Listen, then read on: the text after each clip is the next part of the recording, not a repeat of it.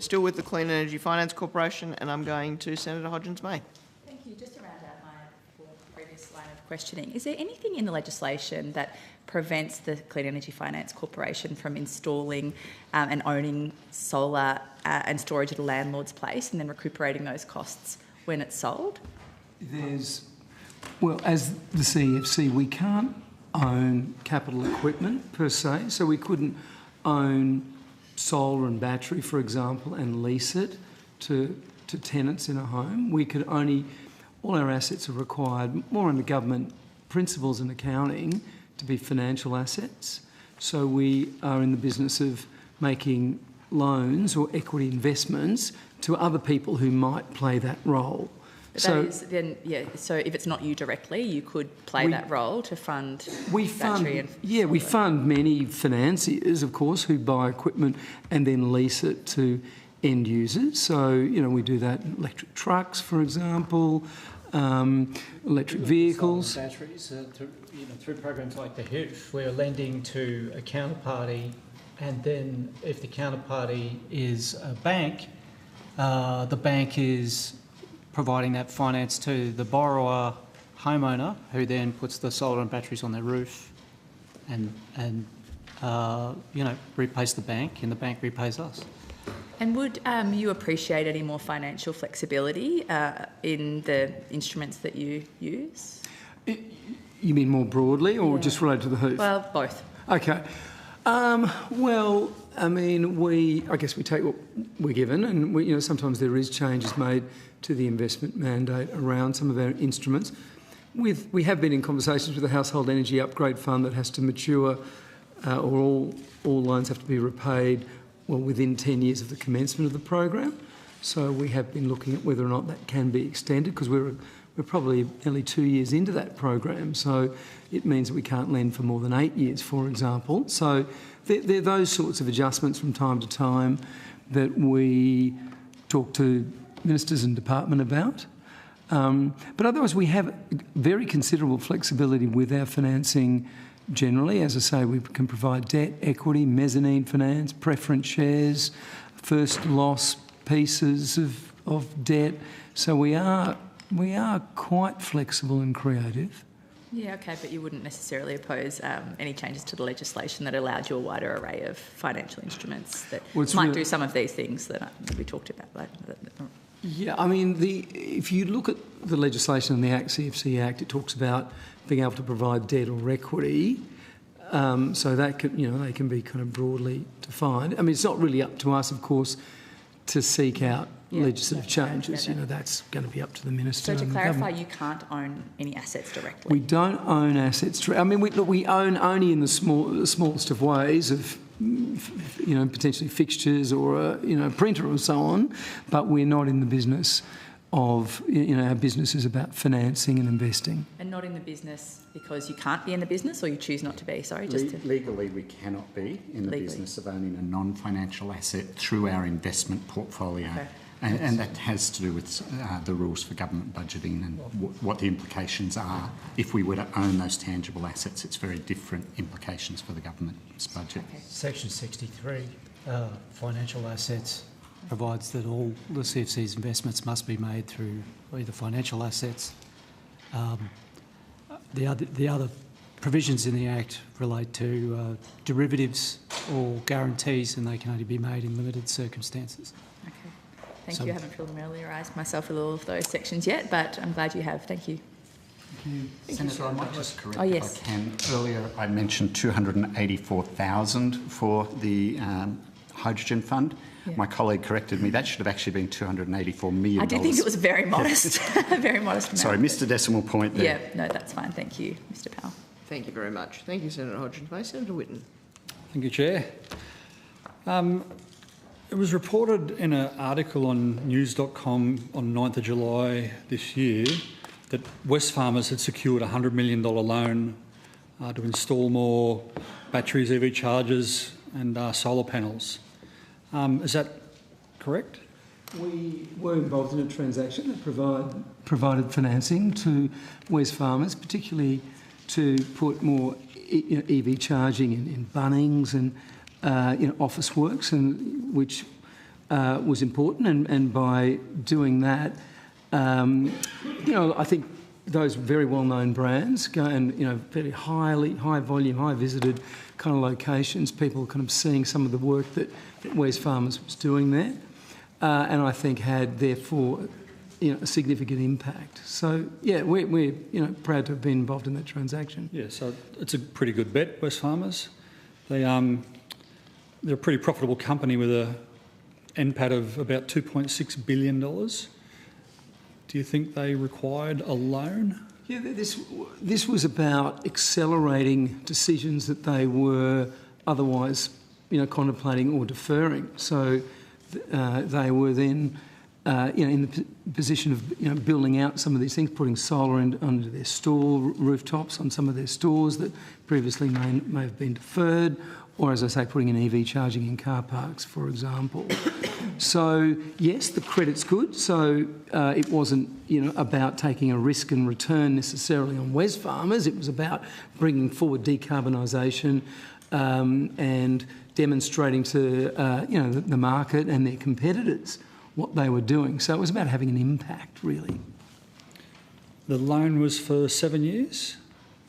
I'd have to confirm, but I suspect that's right. That's what was reported, Yeah, so I believe that's right. I'm assuming that was correct. Okay.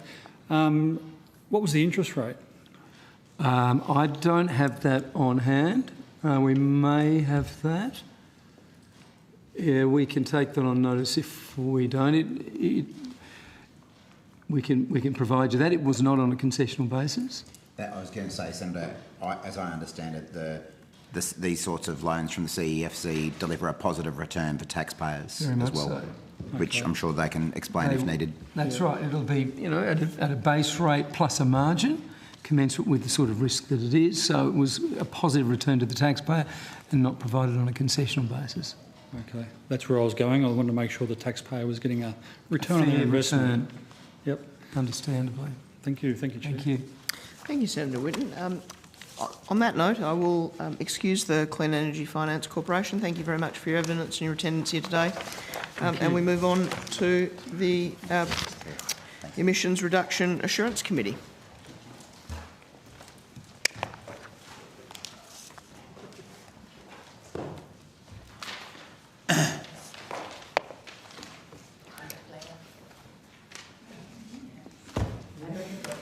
Sorry.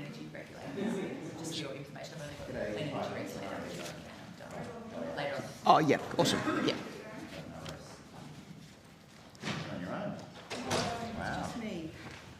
Feel supported? Well, the head of the Secretariat was just there, so Oh, for this one? horribly wrong, I'll shake a bear. Exactly. Right. I welcome Dr. Karen Hussey from the Chair of the Emissions Reduction Assurance Committee. Do you wish to make an opening statement? No, thank you, Chair. Okay, wonderful. I now go to the Coalition if you've got questions. We have, however, the relevance there is not just you. Is there someone else? Could you? Yes, I do you can mind go to- being recorded someone else? Okay, well, this is an interesting moment in time where no one's ready. Well, just bear with us. Apologies.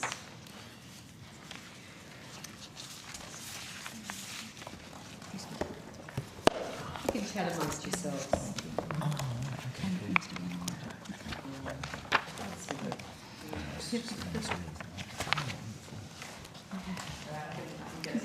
Okay, wonderful. Senator Hodgins-May. Thank you. Can you please tell us whether the ERAC has approved the improved native forestry method? No, Senator, we have not. Can you give an update on that, please, where it's up to? So we, going back to September last year, we recommended to the Minister that it be one of 4 methods to be prioritised for development. The Minister made that announcement in October last year. The proponent, through the proponent-led method development process, is then responsible for developing that method, undertaking some consultation on it, and that's been taking place over the first half of this year. It then came back to ERAC in our October meeting of this year, where we reviewed the materials in front of us consistent with what needed to be in them under the Act in terms of a detailed outline which we could then put out for consultation. And at this point, I would anticipate those papers being released for consultation in a matter of days. We're just waiting for a wee bit of advice from the department and indeed the proponent in relation to the implications of last week's reforms to the EPBC Act on what it might mean for the method. Thank you. And so that will come out for consultation, and is that time bound? Yes. Sorry. Yeah. Minimum 14 days, maximum 28. Okay. And then the step after that is? Then the step after that, if there are, so we will then as a committee take on board all of the feedback that we get through the consultation process. We will sort of assess whether or not we think that consultation has raised issues with the method's alignment with the offset's integrity standards. If the answer is yes, we do think that there are issues now with the alignment against the offset's integrity standards, we would request and work with the proponent to bring the method into alignment with the offset's integrity standards. We would then assess the method and provide advice to the Minister in relation to that. Thank you. And look, this might come through in your consultation, but we've heard from stakeholders right across the political spectrum that the integrity of the extended logging rotation is very dubious. It's wide open for manipulation and exploitation. Wondering if you formed any preliminary views on that? No, not yet. I mean, we were obviously quite convinced by the expression of interest that the method had the potential, and it did at that stage also include delayed logging as well as cessation of logging, to meet the offset's integrity standards. I think you're right. I anticipate receiving quite a lot of feedback from a range of different quarters in response to the outline that we'll release shortly. There are two areas with the method that we'll be particularly probing. And one is in relation to additionality, and the other is in relation to carbon leakage. I would say, though, that as will become obvious when the method is released in a few days, that in the world of AccuScheme methods, this one has quite a number of belts and braces associated with it in terms of bringing it into alignment with the offset's integrity standards, particularly with respect to additionality and carbon leakage. But we really want to stress test that, and that's what the consultation process will do. Thank you. You've been asking Macintosh, or was in somewhere else before? Is this about Macintosh or a different method? No. Okay, sorry. No, sorry, it's not. How does an additionality happen with a place like the New South Wales Great Koala National Park, where it has been announced but they're awaiting your approval? So the concept of additionality in the offset's integrity standards relies on us making a judgment about what would happen in the absence of the method. And the New South Wales Government has made it very clear, certainly in the last 18 months since IRAC has been involved, that the creation of the Great Koala National Park is contingent on the method being approved so that it can then generate the ACCUs which would support the development of the park. So that's that aspect of additionality, and that's the argument that they've put forward. The introduction of a moratorium raises an interesting question about the extent to which that cessation of harvesting in that 12-month period ought to be considered in the calculations of the baseline, or whether they shouldn't be. And that's one of the areas that we'd like to sort of press on in the consultation process. Thank you. Is it a bit, I suppose, a bit of a chicken and egg situation? They aren't creating it until you approve it, but then surely it is an additional. Is it? No, so I think if we were talking about private land, it might be slightly different. But we're talking about publicly owned forests. And I think and certainly the committee felt that it was reasonable that a state government that intended to register a project for the purposes of either ceasing or delaying harvesting would need to do a feasibility study and do an enormous amount of public consultation around that potential intervention. So as long as you've made it clear from the outset you intend to do this, it's contingent on that happening. In order for us to have a sensible conversation with communities about what this might look like when it's rolled out, you would need to bring in something like a moratorium to temporarily cease harvesting. I hear you. There's that argument of the chicken and egg has certainly come through to the committee from stakeholders along the way. But at this point in time, and subject to consultation, we're quite comfortable with that aspect of additionality. Thank you. And but the New South Wales government announced it before they were elected to office. How does that not allude to the fact that they were going to do it anyway? This is the announcement from 2015. For the Great Koala. I think it's the fact that it was announced in 2015 and wasn't delivered. Okay. I don't think I've got any further questions, so I appreciate it. Thanks. Thank you, Senator Hodgins-May. Senator Cadell. Very similar vein. Once again, the Greens and the Nats may team up on something. So often that happens. The additionality issue is a concern so very much for us. You also mentioned leakage, but there's also the measurability and the inventory stockpiles there. You mentioned that it's locked up now, so do we consider that additionality? There's so much around there. What is the process going forward? I said we've got a consultation going out there. I think the states have responded with their method, version of Macintosh on this. Is that what goes on now? That's what will go out for consultation, Senator. The states version, yeah, you've got it. It is only a states version, so there is no IRAC version. Yep. The proponent is the New South Wales government. They were the ones who wrote the EOI. They're the proponent that writes the method. We then make a preliminary assessment as to whether or not we're comfortable with what's in the paperwork, the detailed outline per the Act, for it to go out for consultation. And we use that consultation as a committee to broaden our perspectives vis-a-vis the extent to which the method aligns with the offset's integrity standards. Something you said earlier on to questions from Senator Hodgins-May, you mentioned how New South Wales has said that the Koala National Park is contingent upon this method being approved. In the second reading debate, the Premier said it was not, that they would just deliver it a different way. Does that affect how you'll look at this? I'm not familiar with what the Premier said, but... If he did say that, and I don't want to verbal him, if he had said that, will that assess how you look at it? I'd have to see the exact language, but certainly everything that we've been told in formal communication between us and the proponent, or between the Department and the Secretariat and the proponent, has been that it is contingent on the method. Okay, I have confidence he said it would still be delivered, but in a different method. But I'll get that to you, I think. When we're going there, delayed harvesting, potential harvesting, reduced harvesting are all activities that the forest managers do at the moment, aren't they? We're talking about a different scale. What is? Say them again. What were the list? Delayed harvesting, partial harvesting, all of these things, reduced harvesting, all already happen. Mm-hmm. So what is the additionality that this method may be that they're proposing? So the method proposes one or both of two activities. One is to cease harvesting, full stop, and the other is to delay the period at which you harvest. So essentially, instead of being in 40 or 80-year cycles, you allow the trees to grow for longer to sequester. The method has what's called a sustainable yield calculation, right? And what it allows for is an adjustment to take account of the sustainable yield that might have happened and the actual yield that did happen as a consequence of actual logging activity.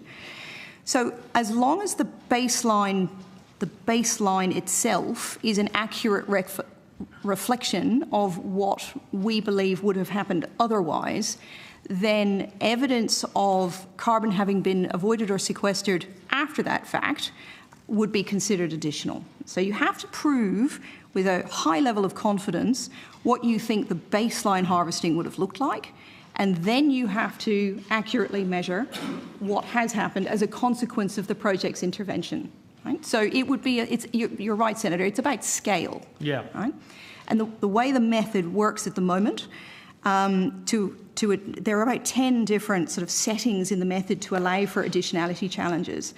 But it is things like making sure that nobody gets any accus, the state doesn't get any accus, unless at least 20% of the baseline harvest has been reduced in aggregate over the life of the project, which is a 15-year crediting period, and each 12-month period within the reporting period. So that allows for that scale or that structural adjustment that makes it different from what you've said, quite rightly, might happen now. Right? So there's a scale component to it. There's, in the design features of the method, it allows for what's called the carbon protection area, which is where the cessation of the harvesting actually happens. But the calculations for abatement and the issuance of accus is is undertaken with reference to the entire forest area or region, and that is to allow for the calculation of consequences of that intervention taking place. Right? So it speaks to the leakage, but it also speaks to leakage to the next yeah. point. So you look at, it's not all in the mid-north coast New South Wales, there's pockets that still go there. So do we look at additional harvesting there offset in the Koala National Park? Yes. And I should stress, because it's something that I think is often forgotten, when the committee assessed the EOI, and it is still the case now, the method was not designed exclusively for a New South Wales scenario. It was designed for the 3 states that still conduct commercial harvesting in native forests. So there are, as I say, there are a number of sort of settings that speak to the leakage piece, and these are the ones that we'll be testing through that consultation process. So the design that includes the whole forest area allows you to track any additional harvesting that has happened as a consequence of the drop in supply from the carbon protection area. Over what landscape? Like close, adjacent? The RFA. The whole RFA, Or where there isn't an RFA, the project area has to be at least 150 million hectares. Okay. Let's come back. Correct that I will if not I'm take you specifically on as misleading. So there's also a setting within the method that requires the reporting of any uplift in harvesting that takes place on private land, right? And that's, for the obvious risk, which is that if you reduce your supply over here, it's going to pop up over there. Now that's within the state boundary. Then there's a 5% sort of catch-all discount rate, which is for carbon leakage more generally. Let's see if I've missed anything. No, that's it. So we've got sort of 4 main settings currently in the method that get our arms around collectively what we think the carbon leakage risk might be. But obviously, the consultation process is open to different perspectives. No, I'm pleased because I don't see a really robust leakage mechanism in the Macintosh scheme. I haven't seen the latest things, but it is imminent, previous models yeah. have not had a really robust leakage mechanism. I see. When you talk, I'm going back to the other statement about Koala National Park doesn't happen without this method. That's some concern. Is there a risk this method? Will credit decisions made for non-carbon regions such as Koala National Park, such as conservation or regulatory constraints, is there part of your process that, RFA limits all this, that this method gets credit for stuff that isn't really carbon related because it's linked to such a program? It's a risk, Senator. The method needs to be designed to manage that risk. And we all need to have confidence in it because nobody wants ACCUs issued off the back of a method that don't have integrity. And that'll be IRAC's responsibility. Okay. Have you previous iterations of this, not this latest one, I won't ask you to comment on one that's going up for you have raised some concerns around these 2 things, especially leakage and additionality. Have you discussed these with DQ, these things prior in previous iterations? Sorry, someone have you coughed. discussed with DQ these concerns around leakage and additionality previously? Yes, so our secretariat is in DQ, and so in preparation for receiving this method or any method under the proponent-led method development process, Senator, the secretariat engages with the proponent on questions that they have or questions which they think they might be able to preempt that the committee will have, so that the proponent is as prepared as they can be for when they come to the committee eventually. So it would be entirely accurate to say that we have had conversations about all of the offsets integrity standards with respect to this method, not just additionality and carbon leakage, but when we look at a draft method, we're looking at it with respect to the 6 OIS. And then more recently, of course, after last week, we did put to the proponent or put to the department and then asked the department to put it to the proponent that we'd really appreciate some advice on what last week might mean with respect to that method. So we're getting the consultation phase of the proponent's thing. I'm hearing that could go as short as 28 days. Is that correct? Or So under the Act, At least 28 days, I think it says. No, it's maximum 28 days. So this is 28 days. So have we started pre-consultation consultations or speaking to stakeholders? Well, that's a good point. So this is not the first time the method has been out in the sort of community, if you like. There was very extensive consultation undertaken by the proponent earlier this year. So this is the IRAC phase of the consultation process. I think, in all honesty, Senator, there probably would be a little bit of leeway with some extensions at the end of the 28 days should push come to shove, just because it is Christmas, which we have done with the Savannah Fire Management Method as well. So that's not unique to this method. But the 28... So it's not 28 business days, it is 28 days when we have Christmas and New Year's and everything during that period. Yep. Okay. Suboptimal, one might say, but anyway. Well, Professor Hussey made Can't do that. And some leeway. Yeah, but legislation is legislation. An axe and a axe. So ERAC hasn't been able to start its consultation in any way with stakeholders, with forestry managers, with anything. There has been nothing to date. No. Has to start afresh. No, and very deliberately, Senator. The proponent has had the method. And as soon as we release it for consultation, it's with IRAC.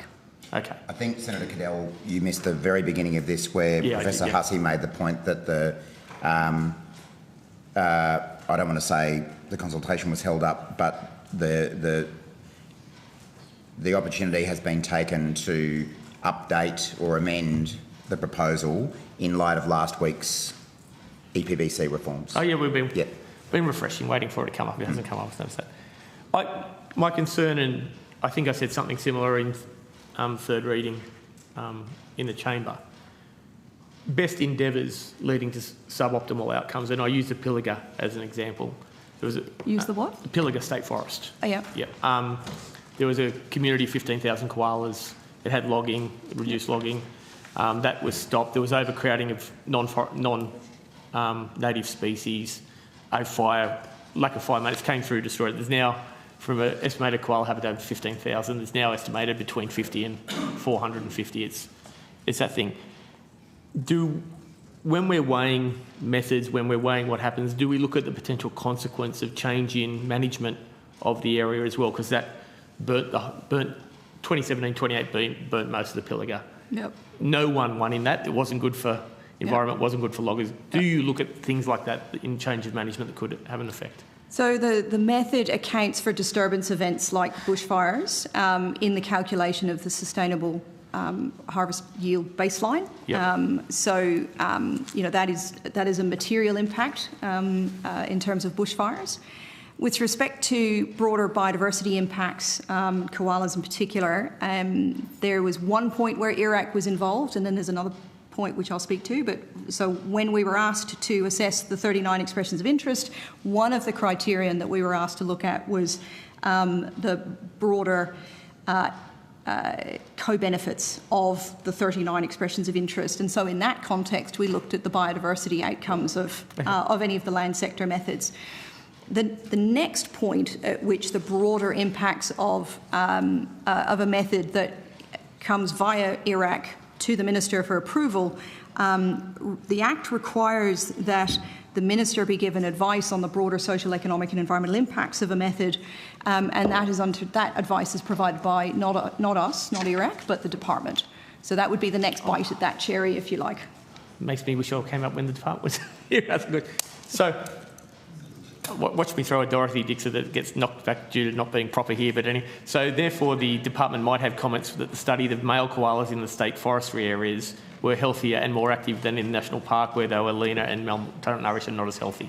I couldn't possibly comment, Senator, on what the department would say. How do you assess permanence of the INFM method, given the method is based on avoided harvest rather than sequestration? So permanence is 100 years and only 100 years. Right. So in the other ACCU scheme methods around sequestration, there's a 25-year option. Yep. For this particular method, there is no 25-year option. It is only 100 years. And then there are provisions within the method for relinquishment requirements, very expensive relinquishment requirements, should a circumstance arise where the cessation of the logging or the delaying of the logging is then reversed. Right. So that risk is accounted for at the moment in the method. Is accounted for, okay. I think, so we're really signing off a method that can be reversed.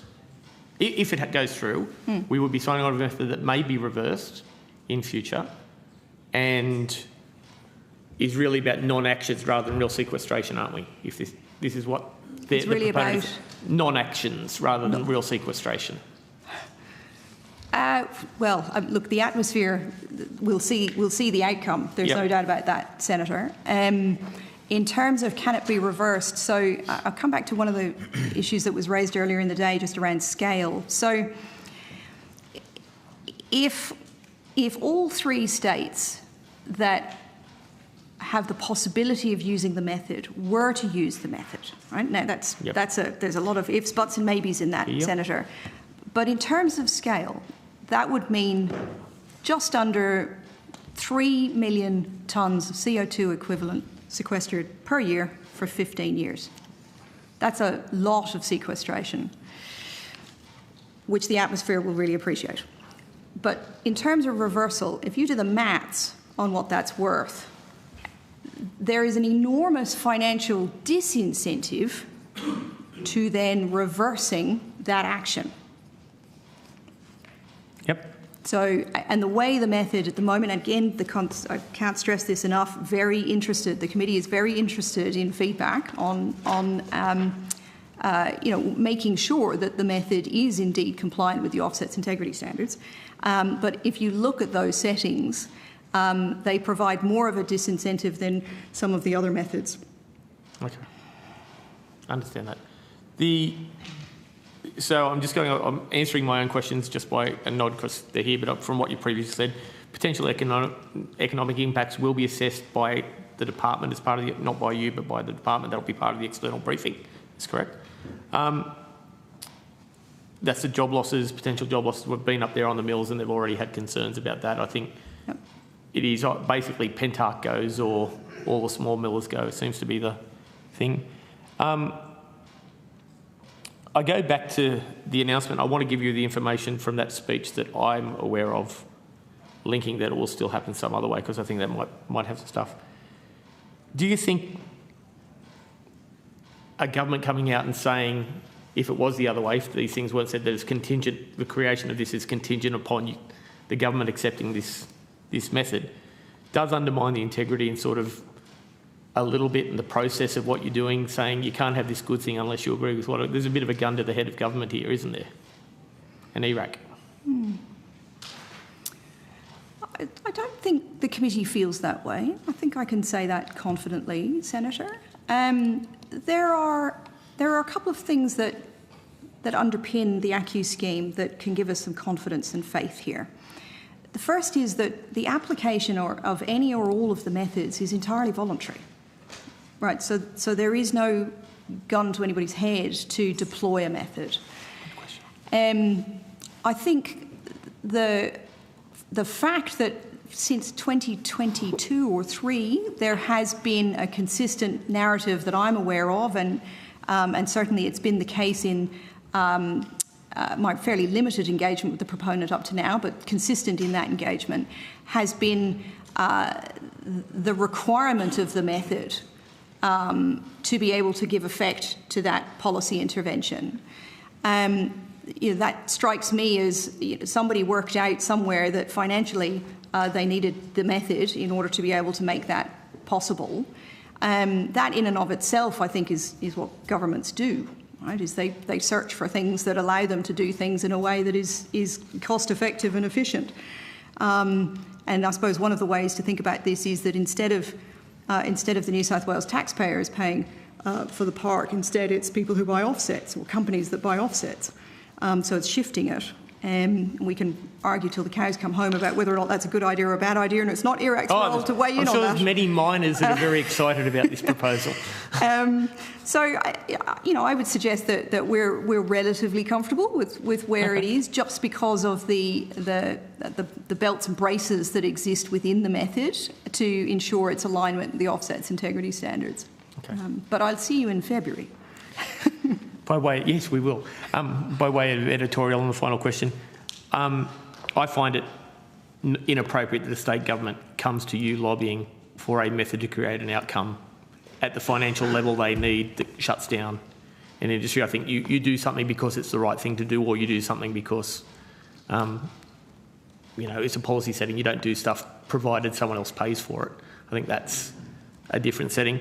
So if this ACCU method is approved and granted, you said you think it's reasonable that state governments make policy decisions on things that aren't funded and then come to you and hope that they'll be funded that way? Oh, Senator, in my previous life, I was a public servant in the Queensland government, and there were I apologise. There were a number of election commitments that were made in the hope that the funding would be found in order to deliver on them. So I don't think that in and of itself is unusual. I think governments are entitled to say they have an aspiration and an ambition and then figure out the best policy mechanism and funding mechanism to achieve it. Okay, so just for the people on the North Coast who phoned me about this, the estimated timing, not hold you to this because I think your evidence has been wonderful and honest and open. From today, how long do you think we'll have a sign-off potential or otherwise for this method being approved if it was to be approved? Yep. So we would do the consultation for 28 days with a little bit of leeway. And our next meeting is in the third week of February. So I would suggest, that depending on what we hear and how many changes, if at all, are required, et cetera, then the advice to the Minister would probably go in around late March or April. But don't hold me to it, Senator, because I don't know what we'll get through the consultation. You have been wonderful here today. I will not question anything, and I look forward to talking to you in the second week of February. Indeed. Thank you, Chair. Thank you very much, Senator Cadell. With that, I thank you, Professor Hussey and Iraq, and I now call officers from Snowy Hydro Limited to come to the table, please.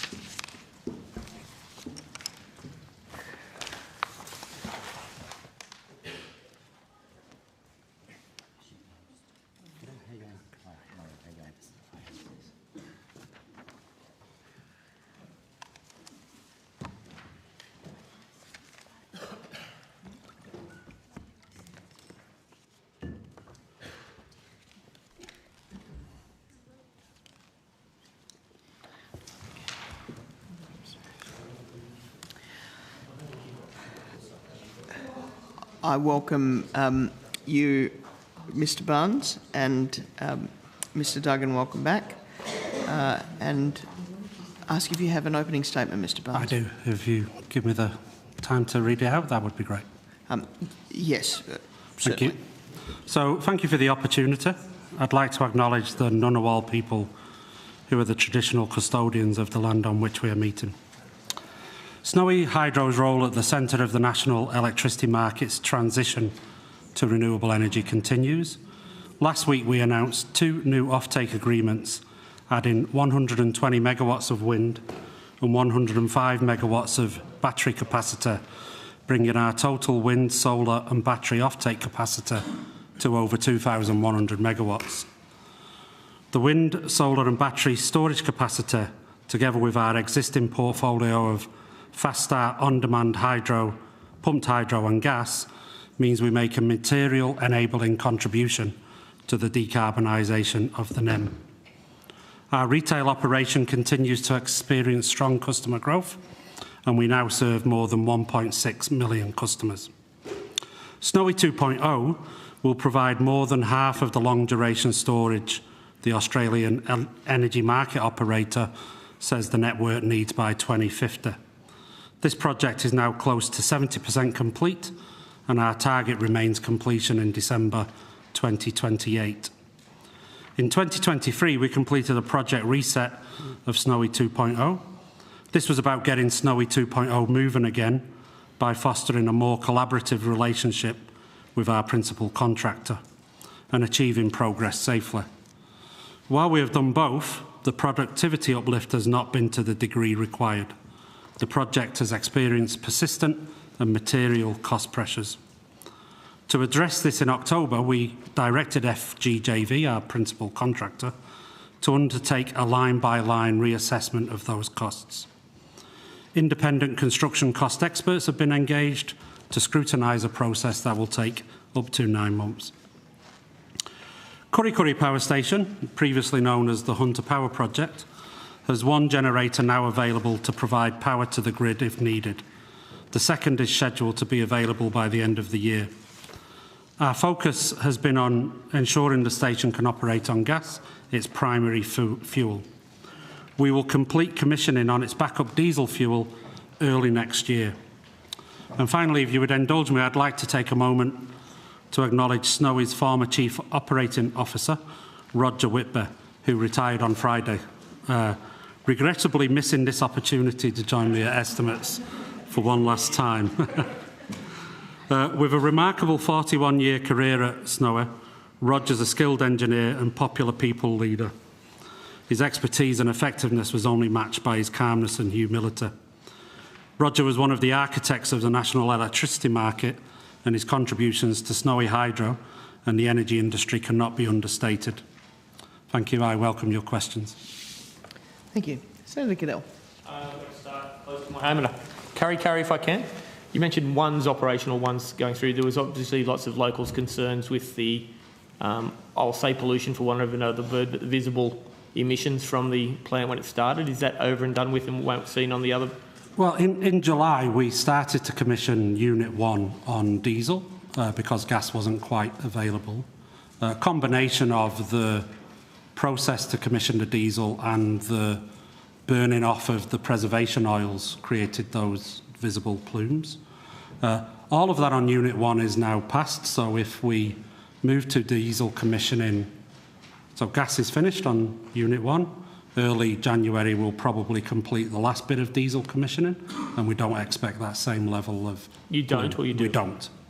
Unit 2, which is undergoing gas commissioning this month, we will then commission on diesel sometime next year, maybe early in the year. And because we've commissioned on gas first, again, we don't expect that level of plumes. But, you know, you can never say never. You're turning a plant on for the first time. We're strongly engaged with the community, which, to be frank, was a miss when we turned it on in July. So you applied for the extension of the number of days it could operate on the diesel. If we're fully commissioning gas now, you won't require those, or the gas is connected, or...? Well, the gas is fully connected. So we won't require those diesel days? The diesel days for commissioning? You extended the number of days or number of operating hours per year you could operate diesel? Yeah, no, we don't need those for commissioning. For commissioning, but for using? For using, it's the original approval of... I think the approval for the plant is to be able to run 10% of the time. Yep. And for 1% of the time, it's on diesel, can be on diesel. Right. How's the hydrogen going? My favourite question every time. Have you sourced green hydrogen? Are we ready to run it? What's going on? We have completed the technical studies to determine that the Kurri Kurri Power Station can run at 30% hydrogen loading. That advice is with the departments, and we've done no more work on sourcing green hydrogen. Same there. How much diesel is run through it at the moment, the plant at all? Do you know by volume or by number of days? No, I don't know. I mean, I can get that on notice. On a totally non-related question that I think you'll take on notice on this one, is what's our sourcing of diesel supplies down the supply chain? Are we sure we're not taking Russian diesel via intermediaries on this? I mean, when we run our plant on diesel, because Kurri Kurri won't be the only one that has diesel capability, we tend to buy it short-term on the local Australian market, but that supply chain I don't have visibility to, but we can check that on notice. So there is nothing in place to prevent us buying Russian black diesel processed as a government entity? We are covered by the sanctions policy, of course. Yeah, so that's my reason. As opposed to private enterprise, yeah. You are. We would not enter into a contract with a sanctioned country, but we buy our fuel from the likes of Ampol and Shell on the local markets. Do you ask them for undertakings that it's not sourced by third-party countries? All of our standard contracts have that undertaken. Have that undertaken? Yeah. They aren't. Okay. But I can double-check that specifically for diesel. So if we're getting close to when we came in and we heard that you replaced Mr Broad because he The government didn't like surprises and he surprised them. We reset the business models. We're at 600 million. Are we due for a surprise there? What's the final cost of this going to be? What's the current budget on this? The approved amount that we announced late last year, we will be quite close to that. Obviously, we're following through with some of our suppliers because we've not been happy about the technical aspects of the commissioning, but we'll be close to the approved amount. Was that 600 million? No, the approved amount was 1.3 billion. 1.3 billion? And that's without the hydrogen capabilities? That's without the hydrogen capabilities. Just to be clear, the plant can run on 15% hydrogen Absolutely, without yeah. modification. Modification to run on 30% hydrogen, I think I've said in this chamber before that it would be about $70 million to complete that. Only 70 million. But we haven't spent that. So under 1.5? Yes. Okay. That is all I have on Curry. Thank you. Are there further coalition questions on? Yes, Senator Smith. Thank you very much, and thank you for your participation this evening. Can you just give us an update in regards to the EBA that has been just negotiated with workers? For Snowy 2? Or? Yes, for Snowy 2, yeah. Yeah, so there was a bargaining process that ran through May to August this year, and the Fair Work Commission approved those agreements in early September. And what was the nature of those agreements? So the Snowy 2 project, the main contractor is Future Generation Joint Venture. The employing entity is a company of FGJV, who is called SC Hydro, and the enterprise bargaining agreement had run its 4-year course in June this year, so it was a renegotiation of that agreement. So it covers the workers on the Snowy 2 site. So my understanding was that the tunnelling workers, if that's the correct terminology, received an 8.5% increase? I think it's, I mean, the Fair Work Commission result is obviously on their website, but the characterisation of it as just an 8.5% increase probably doesn't cover all of the various allowances and changes that were made to the arrangements. And then is my understanding correct that in addition to the 8.5%, they will then get another 2.25% every 6 months? I don't remember that detail, but it would be contained in the Fair Work Commission ruling. Right. What's the estimated cost to the project of the new EBA arrangements? So the line-by-line cost reassessment our principal contractor is doing will determine that. We don't have that right now. Can you take that on notice? It will be delivered as part of the cost reassessment next year. Right. I would not be able to answer it right now on notice. At the moment. I thought I saw some reporting in the Australian newspaper that suggested it might be an $800 million to $1 billion cost over the 4-year period. I mean, that can only be speculation by the journalists, because you've got to take the rate times the quantity. So you've got to do a full reassessment to measure the impact, which is part of the reassessment. In your opening comments, you reflected on how some of the productivity benefits hadn't been realised in the project. What are the productivity benefits that have been negotiated around this most recent EBA? So there's nothing specific that I would say goes to that question, because the original EBA obviously had the foundations of a contract between the workers and the employer that allowed them to work on the project for 4 or 5 years. There are some advantages in the new EBAs to the workers around transport on their days when they move on and off shift. But in terms of the detail of, you know, do you pay more to get more work? There's no measures of that nature. The workers are already working pretty hard. We just underestimated the amount of workers we needed to get the work done to the schedule we require. So you're satisfied that the productivity benefits are there, and so have I heard you correctly? There are no additional productivity benefits arising out of the EBA? No, just to give you a bit of background on the EBA was struck in 2021. The normal process on an EBA renegotiation is that, like project EBAs, set the new benchmark, and that's effectively what happened to our contract with the workers. The productivity elements of that were already in the original EBA. You know, the workers do 2 weeks of 12-hour shifts, they take 1 week off. Obviously, all of that is done in a safe manner, so you wouldn't necessarily expect to see additional productivity measures.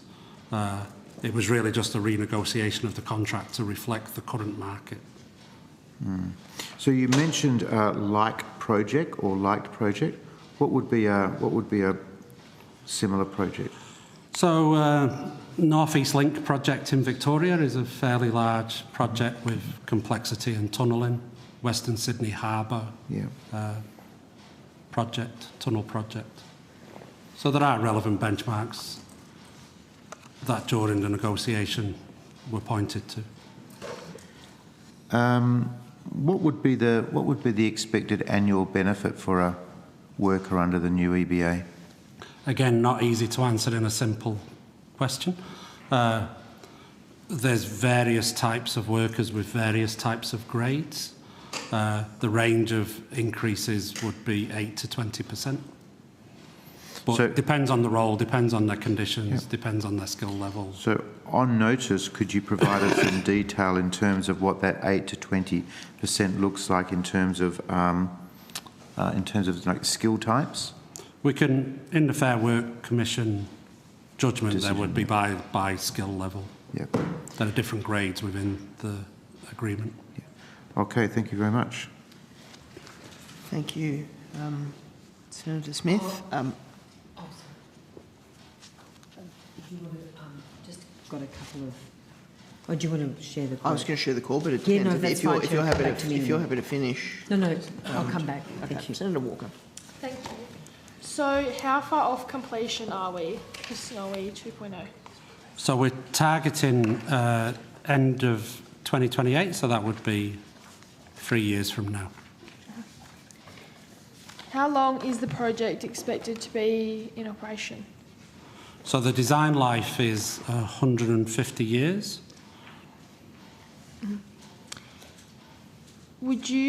How would you describe the importance of Snowy for broader system reliability and affordability?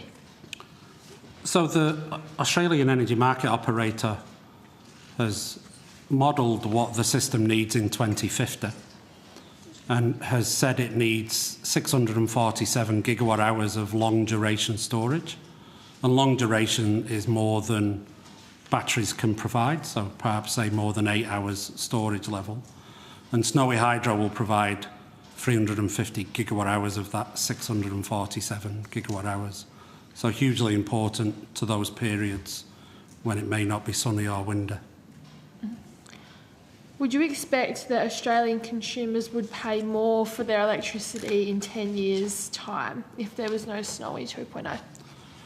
Well, I believe that an electricity system that's got its backbone in wind, solar, supported by batteries, pumped hydro and gas, is the cheapest wholesale market solution for Australia. And for every 1 megawatt of Snowy 2.0, we can enable 3 megawatts of solar and wind, so bring in the cheapest source to the market. Now, we don't model the whole market, but we firmly believe that Snowy 2.0 will allow more wind and more solar to come to market. Can you give a summary of the local economic benefits of Snowy 2.0 so far and to completion? So we're talking jobs, additional local investment numbers, for example. So Snowy 2 currently has about 5,000 people working on it who are all largely Australian employees and Australia-based. Of the total spend, I think analysis in the past has said, close to 80% will be spent in Australia. I don't have in my head the local community spend, but we do publish that from time to time. and I'd happily provide that on notice. Thanks. Thanks, Chair. Thank you, Senator Walker. Senator Roberts. Thank you, Chair. Thank you for appearing again, Mr Barnes. I've got some simple questions about Snowy. First question, referencing media reports on the 24th of November this year regarding a role for Snowy Hydro in saving the Tomago aluminium smelter. The report states, Snowy Hydro will provide Tomago with electricity subsidised by the taxpayers from 2028. Are those plans advancing? How much power will be supplied and how much will the subsidy cost taxpayers? So it's flattering to have the role of Snowy recognised, but that's a question for the departments. We're not acting on that right now. You can't tell me about Tomago advancing? No. Your role in that? No, we've provided some limited advice to departments. I answered that question earlier. The stage of discussions at the moment are at a sensitive stage from the point of view of commercial negotiations. So in the interests of that, we're not providing any more information at this stage around the process. Okay. The next question's review Snowy Hydro's generation capacity. I would have thought you were selling all the power you generated, so how much spare capacity does Snowy Hydro have currently? Well, we currently have 5,500 megawatts of generation capacity. 5.5 gigawatts? Yes, and we're obviously building 2.86 gigawatts with Curry Curry and Snowy 2. We sell to multiple channels, whether it's residential customers through our retail brands, large industrial customers, or to the wholesale market more generally, our competitors and anyone who participates in that market. The contract duration varies, so you know we don't necessarily have a 10-year home for all of our capacity. So our spare capacity does vary, but we are, of course, currently in the process of building 2.86 gigawatts, which we haven't sold. Thank you. In fiscal year 2024, Snowy Hydro generated 3,937 gigawatt hours, in total. Even if your gas plant, the Hunter Power Project, is fully online by 2028, that's only another 2,900 gigawatt hours. Snowy Hydro 2 is only another 375 gigawatt hours. And that won't be available in 2028. You just said that's going to be finished at end of 2028. Can you give me an honest assessment of how much power you'll have available for Tomago in 2028? Well, I won't reference it to Tomago, but just to how much is available? Just to describe how Snowy Hydro works, we're a provider of what you might call last resort capacity. So our average capacity factor, so the amount of time our plant runs relative to its capacity, is only 10% of the time. And we expect, for example, Curry Curry to run for less than 10% of the time. So we're not really an energy provider. The energy provision is from the solar and wind that we enable. And we have now contracted more solar and wind than we will produce from the Snowy 1 hydro scheme. To receive it, you mean? To receive it and then able to sell that to customers packaged as a firm supply. So we're not really an energy provider. We are the provider who's there when currently our coal plant fails or the wind's not blowing and the sun's not shining. So energy provision isn't really our game. Being there when other plant isn't available is really our game. So we enable energy to come to market. Thank you for being honest with me. Very few people will actually admit what you just admit, that Snowy 2 is not an energy provider. No, we act more like an insurance company than... Yeah, or a battery. We back that insurance with physical assets. Thank you. You have the generation capacity in the Snowy scheme, but you're limited by water. And of course, we need to balance water with real environmentalism. There are environmental needs for water as well. Minister, as coal comes out of the grid, will the government be forced to change the rules to allow more water for hydro and less for the environment? Oh, look, Senator, I don't really think that's a question in this outcome. I mean, I've only just arrived here, but I presume all those sorts of issues were canvassed with the department earlier in the day. We push water So, I mean, if you've got questions for Snowy Hydro, now's probably the time to ask those, but those are much broader policy issues that the relevant officials aren't here for. Mr Barnes, your water needs, that's one of the vulnerabilities of Snowy 2.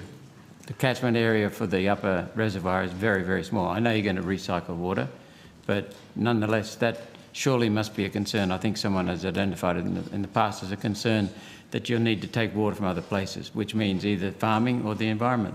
Well, I mean, Snowy Hydro is obviously subject to water regulation. We don't make those rules, so we comply with those rules. The purpose of the Snowy scheme is to capture, store and release water to provide reliable irrigation flows and support the electricity market. As you know, Snowy 2 is a recycling plant, so it doesn't actually rely on those inflows. As I say, there's a couple of current reviews underway on the balance of environmental flows versus flows for irrigation in the electricity market. But we don't make those, we're subject to them. Our water licence compliance, which is the instrument that governs us, is 100% each year. Right. I accept that you don't govern the water requirements, that you're governed by regulation, but do you foresee any need for increases? Again, not really a question for Snowy Hydro. We will be subject to whatever regulation is put in place. So that would tend to indicate that maybe Snowy 2 is not terribly secure. Like I say, Snowy 2 is a recycling plant, so doesn't really rely on any changes to inflows or outflows from the scheme. Minister, is the proposal to use Snowy Hydro to keep Tomago open complete nonsense?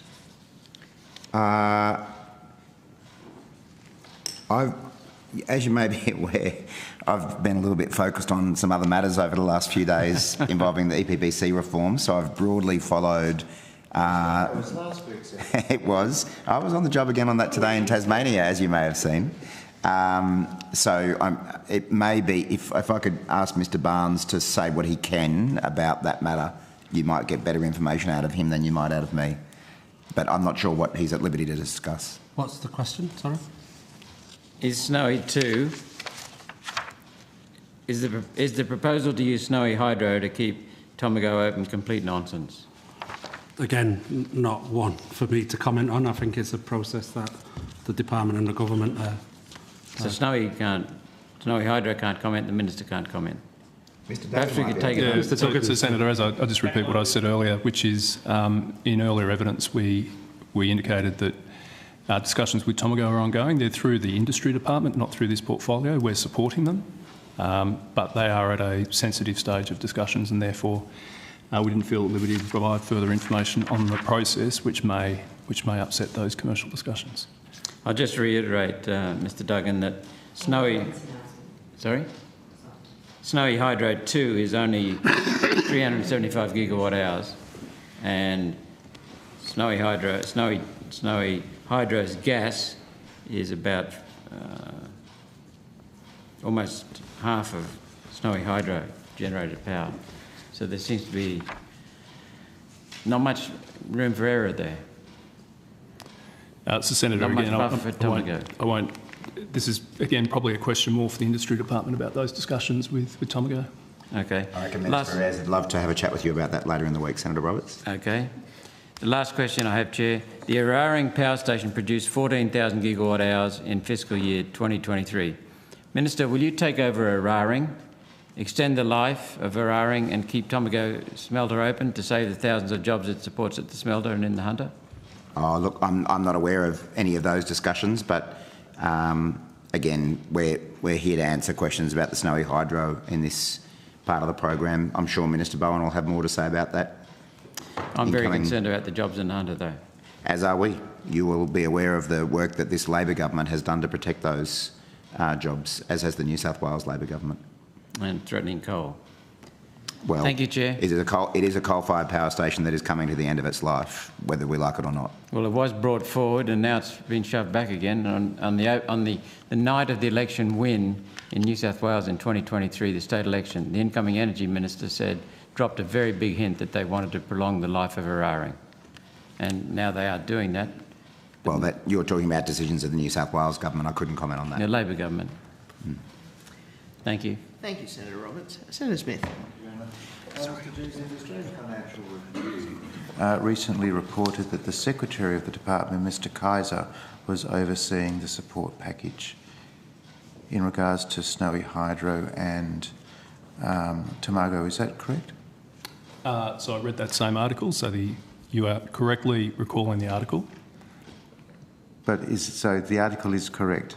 So the contents of the article is correct? I'll just repeat the evidence I just gave, Senator, which is what you're talking about is industry policy, led by the Industry Minister, supported by the Industry Department.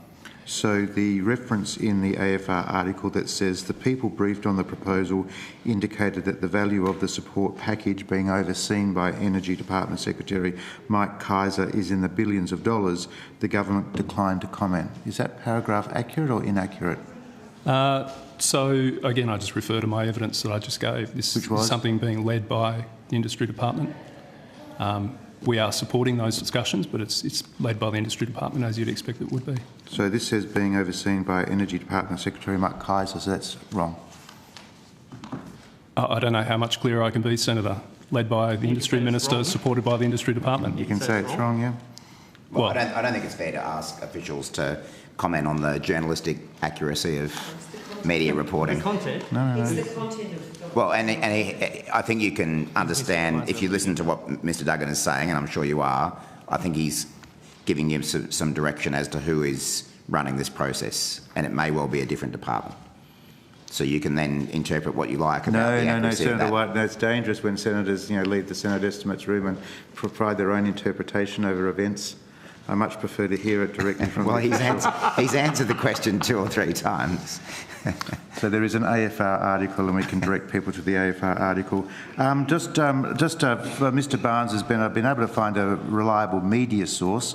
The ABC has reported that the Australian Workers' Union confirmed workers would receive an 8.5% upfront pay rise, followed by a 2.25% increase every 6 months for the next 4 years. It goes on to say workers on the renewable energy project will now also receive double time pay on night shifts and enhanced travel arrangements after the Fair Work Commission approved the agreement last week. It goes on to say the union confirmed workers' pay would increase by at least $50,000, but the pay rises would depend on their experience, which speaks to the point that you made about skill sets. Can we just get an update on what the costs are of the project? You mentioned that there was some work being done with the contractor in terms of cost assessments or re-evaluations. So can you just give us an update in terms of what the cost of the project is? Well, that's the purpose of the cost reassessment, to determine... Cost reassessment, yep. At the end of July, we'd spent at the end of June, we'd spent just over $9 billion. $9 billion by the end of June this year. And is there an estimate that you can share for the committee beyond that's June 2025 number? That's the purpose of the reassessment. We've determined we will not be able to complete it for the $12 billion budget, and therefore... So how much? 12. You can't complete the 12. Yeah, and that's why we're doing the cost reassessment. Mm-hmm. And when will the cost reassessment exercise be completed? Within 9 months of October, so by latest June. Sorry, Mr Barnes? By the latest June of next year. June 2026? Yeah. Yep. And are there any sort of external parties involved in that cost reassessment exercise? Any sort of independent auditing, any consultants? So we have expert quantity surveyors, risk assessors, and there'd be about... We've certainly got 2 advisors, and our contractor has 1 advisor. Can I jump in also? Are they the same advisors that said from 2 to 6 and from 6 to 12? Well, I only went from 6 to 12, so the 2 to 6. But are they the same advisors? It's a different range of advisors, but we are a bit further on than we were in 2023. Sure. We've completed a lot more of the project. We know a lot more, and I have a sizable oversight team that we didn't have in 2023.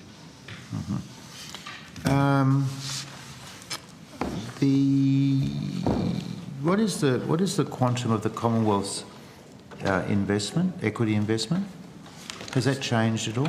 So the Commonwealth has supported Snowy through the construction period in 3 ways.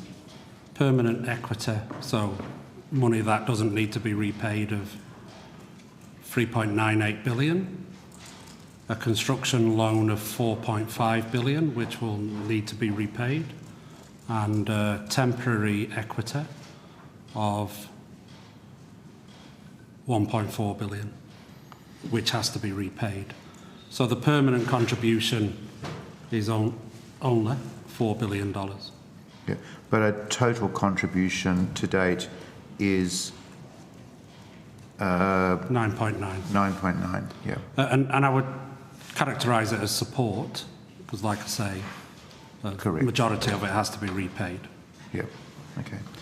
The cost reassessment work and the increase in the project cost, what effect, if any, is that likely to have on the S&P ratings for the company? Well, once we've concluded the cost reassessment, we would obviously work with our shareholding departments on whether there was any support required to maintain our credit rating at BBB+. Our shareholding departments recognise the importance of that as a business in the electricity market. Okay, excellent. Thank you, Mr. Barnes, for your cooperation. Thank you for your cooperation, Mr. Dugan, as well. Thank you, Senator Smith. Senator Pocock. Good to see you again. I've got some questions about the Upper Murrumbidgee. I understand that the draft Upper Murrumbidgee Drought Operating Framework opened for feedback in August, and submissions were due to be published 2 months ago, but we haven't seen that happen, and I'm just interested what the delay is for. I mean, our role is sort of advisory to DQ Water, who run the process. So I wouldn't be able to talk to the reasons for the timing. Okay. I'll take that up with them. And do you accept the urgency of finalising the framework, given the health of the Upper Murrumbidgee? Well, the drought contingency framework sort of codifies a period of payments to Snowy Hydro for additional releases. But we work closely with New South Wales Water all of the time to accommodate whatever might be required.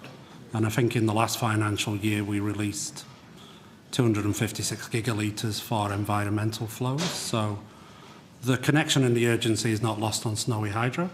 However, we don't run the process, you know, as with all of the water instruments, we're subject to those processes.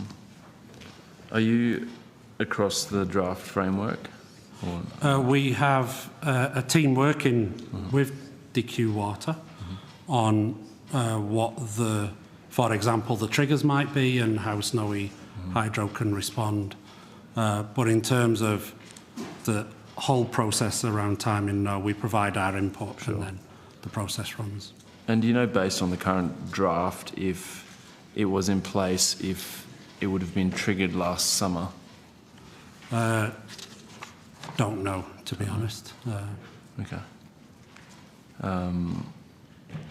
What hydrological data are you relying on for those triggers to release water or request funding to purchase water to release in drought?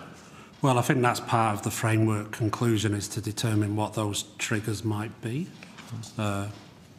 And, you know, obviously we collect a lot of data on water flows and climate triggers, but the triggers in the framework have not been finalised. And do you accept that the Upper Murrumbidgee is basically always in drought, given how much water is diverted by Snowy? I think you're diverting 90 to 99% of the flows. Yeah, well, I think, again, that's probably a question for the water authorities. We comply with our water licence, which determines those flows. And, of course, we work collaboratively with New South Wales Water to release more flows when required. And I think, obviously, you'd be aware of the Snowy Water Inquiry operational implementation deed review that's we're also engaged with, which I think is due to report middle of next year. Sure. I guess I'm trying to work out. The government updated your statement of expectations, I think last year. Yep, last December. Yep. Last December, and as part of the statement of expectations, there is recognised environmental, social and sustainability responsibilities, including the health of the broader river system. I'm hearing from sort of river experts in the ACT that flows have never been lower. Like we're really struggling. This time of year we should be seeing more with the snow melt, and I was down there yesterday. Like it's flowing very slowly, and so just interested how those releases square with your updated statement of expectations. Well, I would say that posture statement in the statement of expectation has always been the way Snowy Hydro operates, obviously within its regulating instruments. We've been very engaged on both the contingency framework and the SWIOID review to ensure that any changes that are made, and we're in no way resistant, it's for those authorities to strike the balance and instruct us through the legislation. I mean, our role is really to provide information. What is the consequence operationally, and what is the consequence to the electricity market? Do you have a concern about the size of the outlet at Tantanga Dam?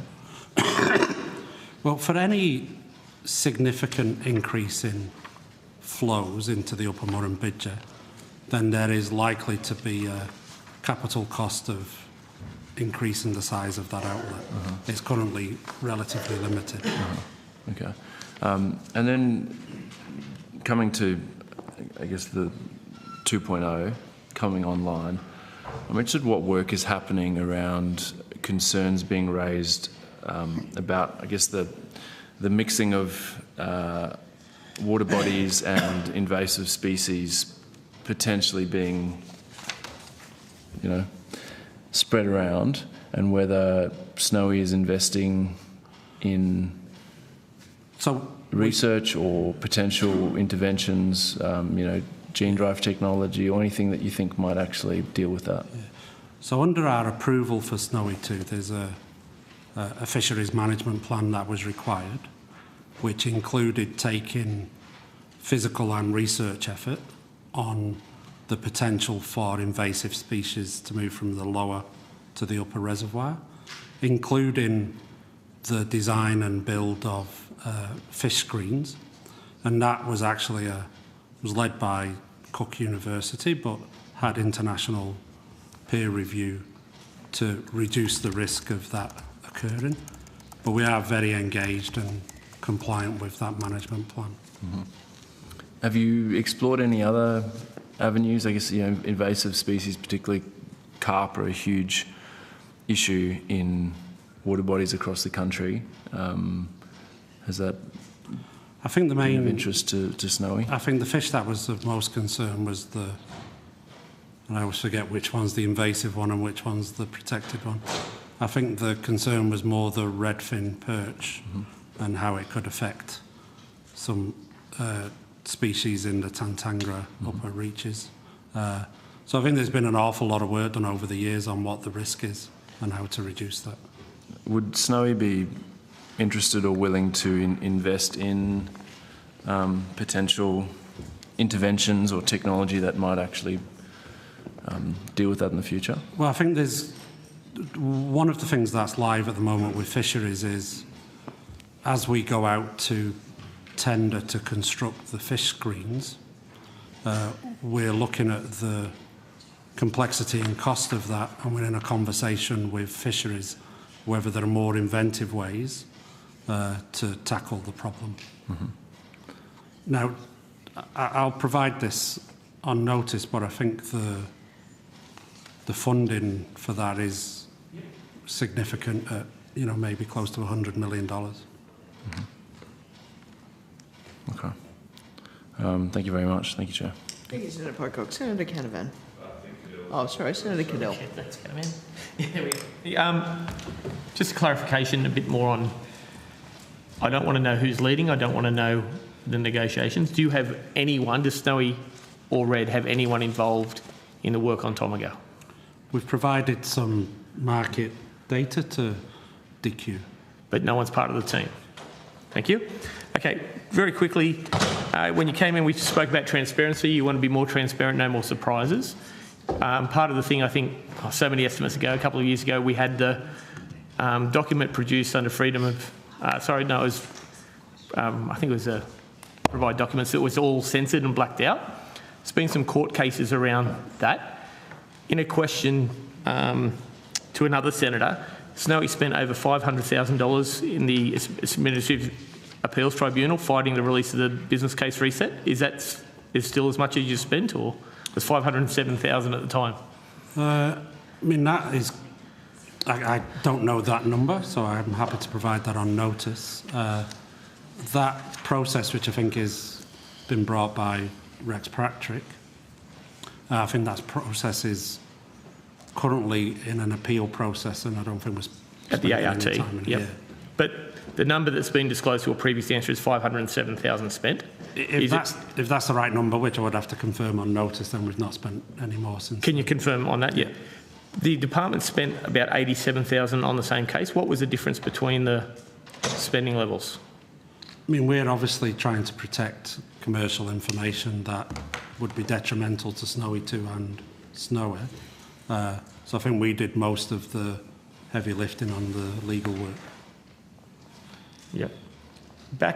I think there was some previous, I'm not sure of this, I'm not sure if I heard it in estimates or otherwise, there was a case brought for a protective costs order where you were appealing against or lobbying against a protective costs order. Was that successful on the case? I don't know the detail of that, Senator. Is there anyone here that would know the detail of that? No. So are we on the... My understanding was if that was successful, we have no chance of recouping any of the costs spent on fighting, keeping that document secret. Is that right? I'd have to take that on notice. So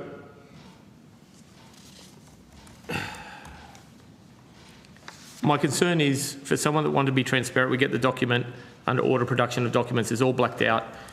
You then spend $500,000 at a minimum, and the department close to $90,000 fighting to keep that document secret, when we're already in another transition where that no longer matters because we've gone well past the $12 billion, as you've said, and we're moving to a new price thing. Why fight this anymore? Why not just reduce the reset if we're now at a different price setting?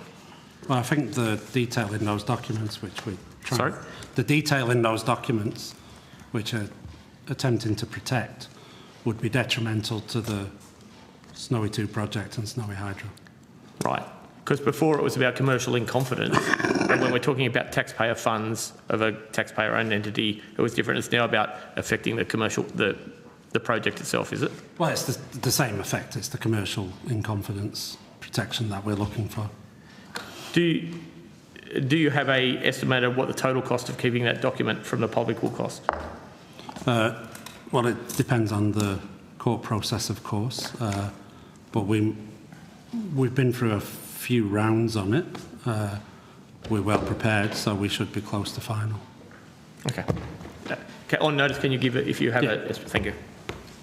Thank you, Senator Cadell. Senator Canavan. Thank you, Chair. Just had some questions about a couple of, I think, two different long-term wind and battery contracts.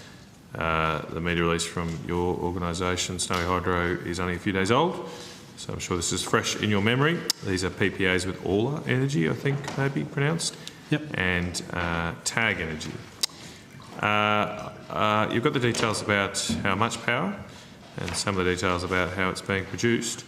I just wanted to know what is the cost to taxpayers in dollars per megawatt hour? I mean, the cost is obviously commercially confidential between the parties.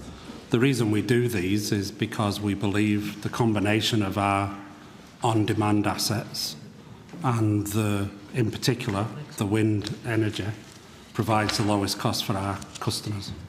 Right. So from that statement, can I surmise that it's below the current average wholesale price in the national electricity market? Well, these contracts are for 15 years. There isn't an observable market for battery offtakes or wind offtakes that last for 15 years. Right. But if they're not below the current market, that would suggest you don't think prices are going to come down. Well, we believe that the combination of these contracts and our assets provide us with competitive energy for our customers. Well, I'll just ask again. I mean, you're a taxpayer-funded organisation using taxpayer funds.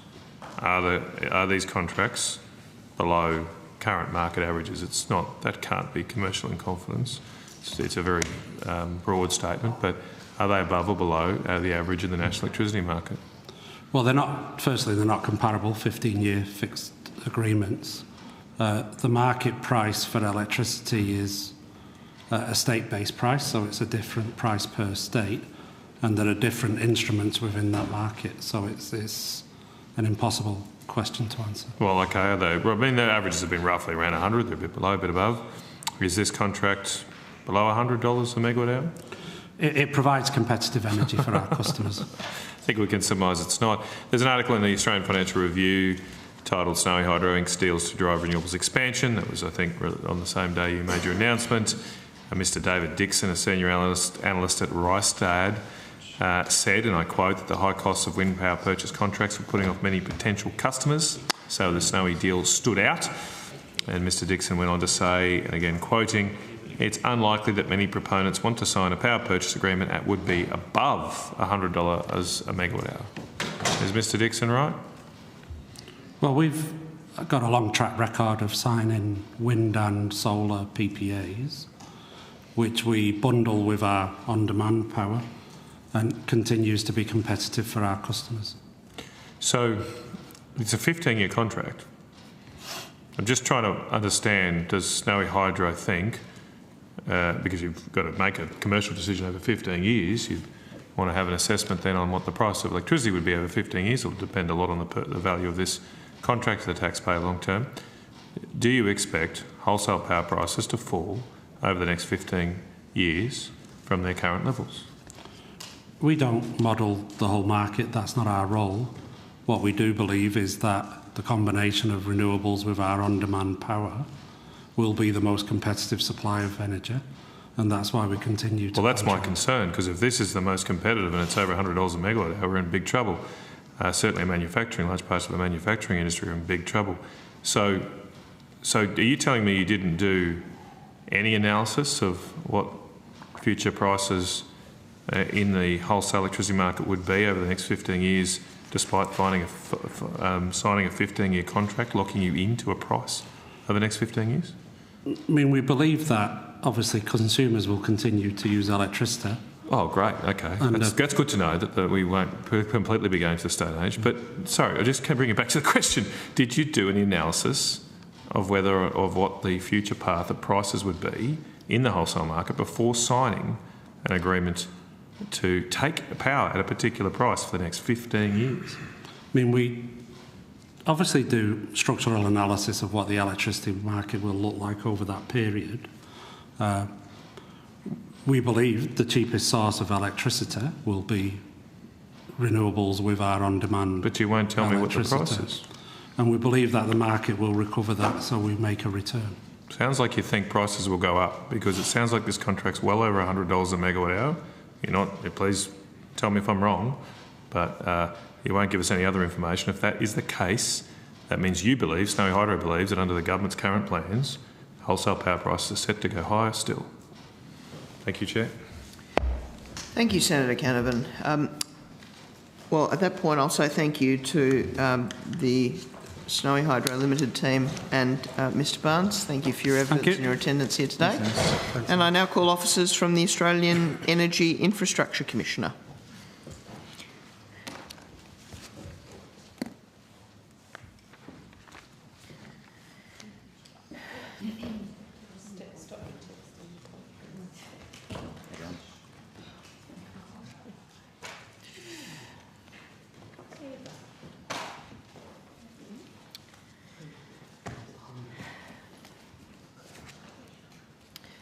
Okay, welcome. Just like old times up here. Mr.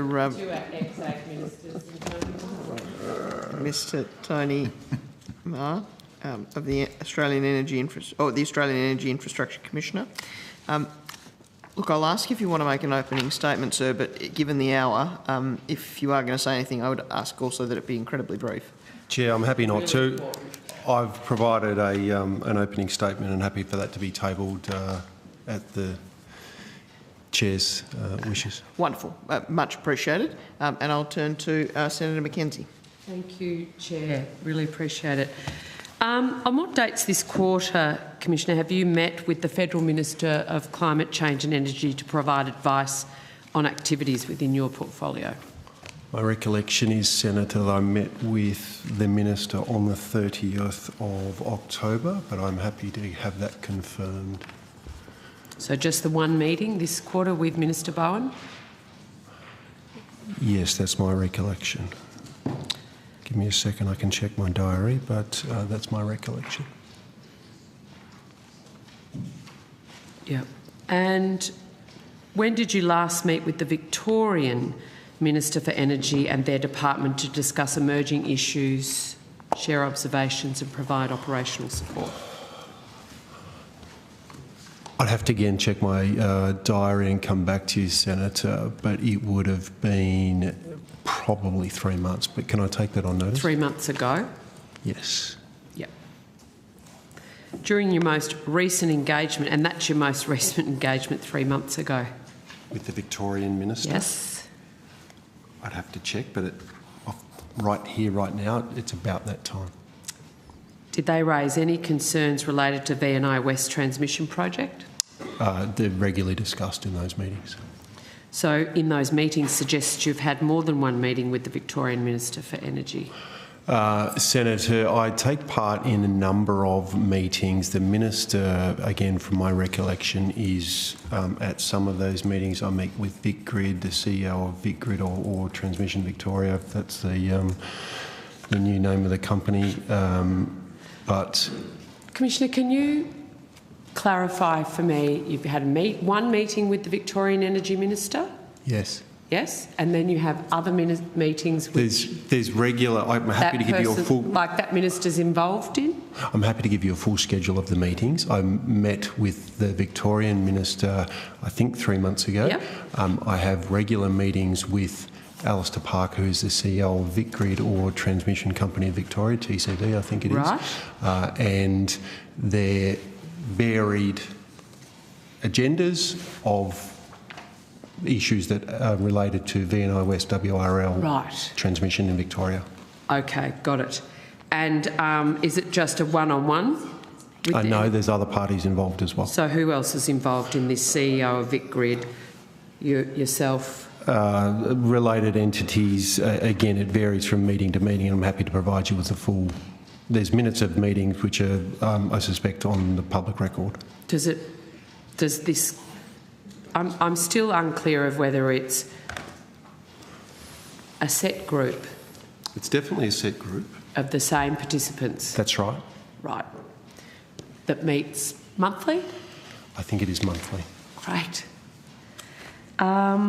So when you met with the Victorian Minister, that they actually raised concerns with VNI West Transmission Project, or did you raise concerns? They were raised that we get an update. There's an update on the agenda. I raised... Not the ones with VicGrid. You're meeting with the Victorian Energy Minister. Yes, and it's the subject. The VNI West WRL is a subject and agenda item in those meetings. Okay. So in terms of the dates of the VicGrid meetings, you say they're monthly? Yes. And online or in person? They're a mix of both, but mostly online. Yep. And the agenda has standing agenda items? What would they be? Updates on the progress, various commercial updates with parties that are AusNet and others that are, parties to the transmission rollout. Community concerns? Is that community concerns. I provide a standing agenda item? I provide clear advice on what I've seen in my negotiations and discussions with the community. So you're responsible for reporting on that one? I wouldn't say totally responsible, but as part of my remit, I make sure the Minister knows and those meetings know what observations and discussions I've had with various community representatives. And just to be clear, your monthly meeting with the CEO of VicGrid doesn't include the Victorian Energy Minister? Not the monthly meeting. No. Senator, Does it involve her office? I don't believe so, but if you could take that on notice. Check that, please. Now, you've met personally with community members affected by the proposed VNI West alignment? Yes. In which localities? I'd have to come back to you and tell you exactly. I've had a number of meetings in Victoria, in the Wimmera, in around Western Victoria. So, Senator, I've had over 350 discussions with various parties in the last 12 months. And what concerns were raised? Community engagement, community disruption, transparency, decision making around planning, community benefit, impacts on environment, agriculture, the community. Positive benefits? There are some inquiries and discussions about what the community benefit will be. Yeah. So who raised the positive benefits to the community? Well, the community is genuinely concerned about the net environment and the net benefit to the community. So they're looking for, what's in it for the community. Is there going to be a net loss? Is there going to be a net benefit? So it's part of a general discussion around the impact on the community and how can we be sure that there is going to be a net benefit to the community. So have you formally raised these community concerns, including issues with land access, consultation, compensation and project impacts with the Federal Minister or the Department? Yes, I've had a number of discussions with the Minister around community benefit. Have you formalised those discussions? Have you put it in writing? I provided an annual report to the Minister which would include documentation of the number of concerns that the office has taken, which are very much linked to concern from the community. Are you aware that Victorian landholders impacted by VNI West are refusing VicGrid officers onto their properties? I've seen reports of that, Senator. Have any other... Yeah, I think it was 7:30 report. She feels like the Minister to me. Have other community members in Victoria raised concerns with you about certain projects other than VNI West? Yes. What are those projects? There's a number of projects. Yes, there are. Mr Maher, and I would have thought you'd bring a list of them here instead of relying on your memory. Not every single project I haven't had discussions on, but I'm aware of it. Which ones are you aware of? I'm aware of some Meadow Creek solar facility. I'm aware of discussions in and around the Wimmera, which I think are probably more related to VNI West, which is an ongoing discussion. Any others other than those two? Yes, but I'm... outside of Victoria? Yes, plenty. Yeah, okay. Victoria. I'm here to get the list. Well, I thought you just said Victoria. No, I didn't just say Victoria. Did I? Yeah. Sorry, I meant fine, 2 in Victoria. Any other? I can give you the actual numbers are in the annual report about number of complaints in each state, so I'm happy to provide that with you. I was hoping you could give me, you said that you several projects, communities had raised their issues with you, and I wanted to understand which projects they were. Yeah, and I'm very happy to give you the actual numbers and specifically where they are. Yep, thank you. And did you travel to Brazil for COP30? I did not. Okay, thank you. Thank you, Senator McKenzie. At that point, then, we will take a short break till 9:30, at which point we will welcome officers from the Clean Energy Regulator. Is that finished with the Commissioner? Yes. No Thank problem. you. Thank you. Are we doing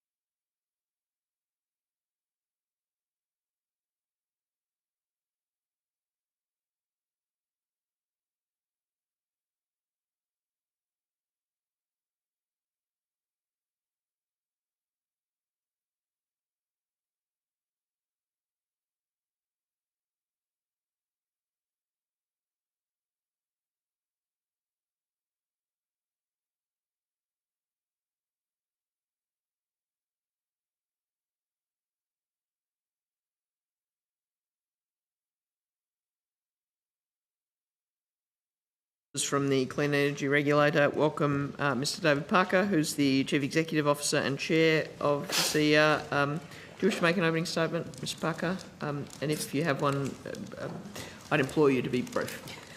Thank you, Senator. I would just like to flag that this hearing will be the last of many that my colleague to the right, Mark Williamson, has attended. He is retiring very soon, although unlike some others, he is showing up today. So Mark has given 13 and a half years odd of exemplary service to the CER. Most of that is the number 2. And through that, service to successive governments and to the people of Australia. So I would just like to note that. Thank you. Thank you for noting that, Mr Parker, and Mr Williamson, we commend you for that service, so thank you for appearing here today. Thank you, Senator. And sorry, Mr Williamson, on behalf of the opposition, just want to wish you all the very best. Thank you. And thank you for your service. Thank you. Senator Hodgins-May. Thank you, Chair, and yes, congratulations on your upcoming retirement. In May 2020, Santos wrote to you asking whether they were going to have to account for the spike in methane emissions at their Darwin LNG facility, but you say that no document or correspondence exists.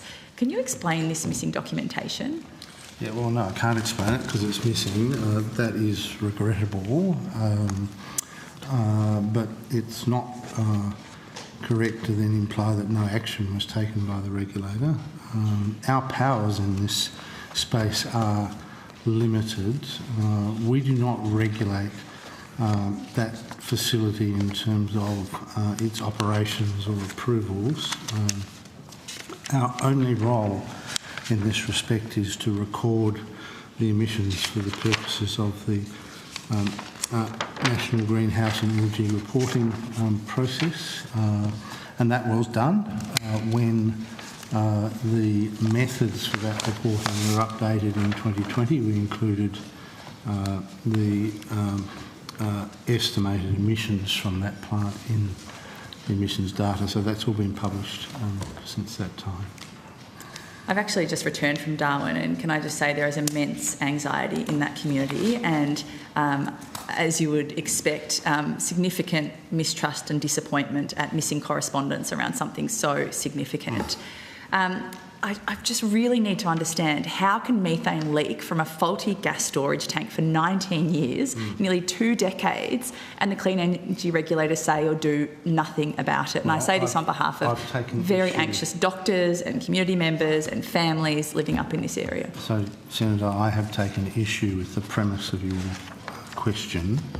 I'm sorry, but if you're suggesting that we should act beyond the executive powers of the agency, I mean, it is part of the canon of a democratic system that executive agencies stay within the powers that are given to them by the Parliament, and we have done that. So Santos came to you and said, we're leaking 832 tonnes of potent heat-trapping methane a year, and said, let us know if we should account for it, and they weren't asked to do anything about it. Is that correct? No, that's not what correct. is?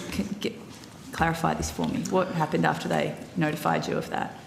Yeah, so, as I said, Senator, our powers in this space are limited. We don't regulate the facility. We do not approve its operation. We do not set conditions upon its operation. That is the role of another regulator. And in this space, that is the Northern Territory EPA. Okay?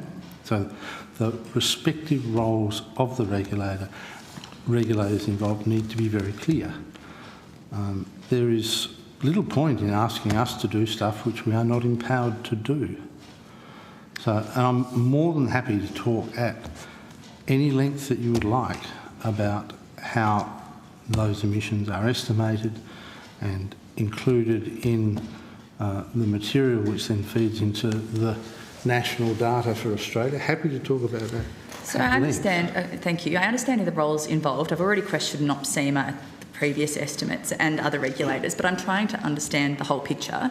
Given the CER said that no documents existed, no documents related to Santos exist, I can presume that no response was issued to Santos and the massive leak was never mentioned again until public reporting earlier this year. Is that correct?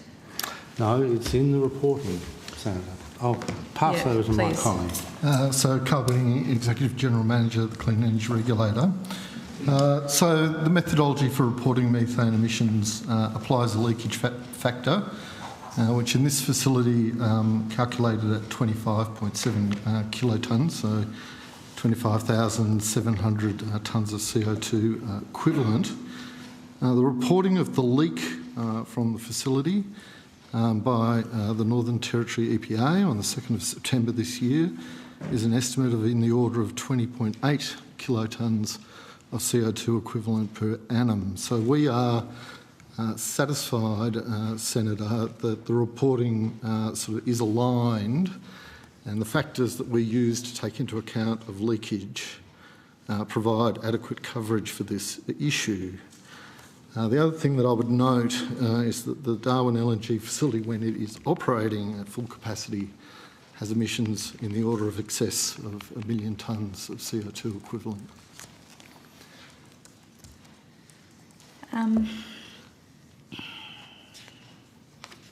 Thank you, but given the persistent and ubiquitous underreporting of dangerous methane, does the regulator have any plans to lift its game? Our planet is being cooked by methane. It's so dangerous, and the view right across the government seems to just be a shrug of the shoulders, and maybe the minister can respond to those anxious community members who I know will be watching on and pretty disappointed at the shoulder shrugging that's going on when their community's been abandoned by this government and really, frankly, looks like it's been captured by a gas industry with little regard for their health and well-being by this government. Well, I know that's the Greens political party's talking No, it's not the Greens. It's not the Greens, it's the community. No. I know that the way you have just asked your question is the Greens political party's talking points. I don't think it's fair to Mr Parker or his officials to say that they're shrugging their shoulders. I've been listening to his evidence, and his evidence is that he can only act within the extent of his powers. What about you? Well, I can only, as the representing minister or the minister, can only operate within the extent of their powers. And as Mr Parker has said, the powers in this matter are exercised by the Northern Territory EPA. You know, just because someone doesn't like something doesn't mean that we can intervene. We can intervene in matters that we have powers for. We don't have powers here. The Northern Territory EPA does. It's a matter for them.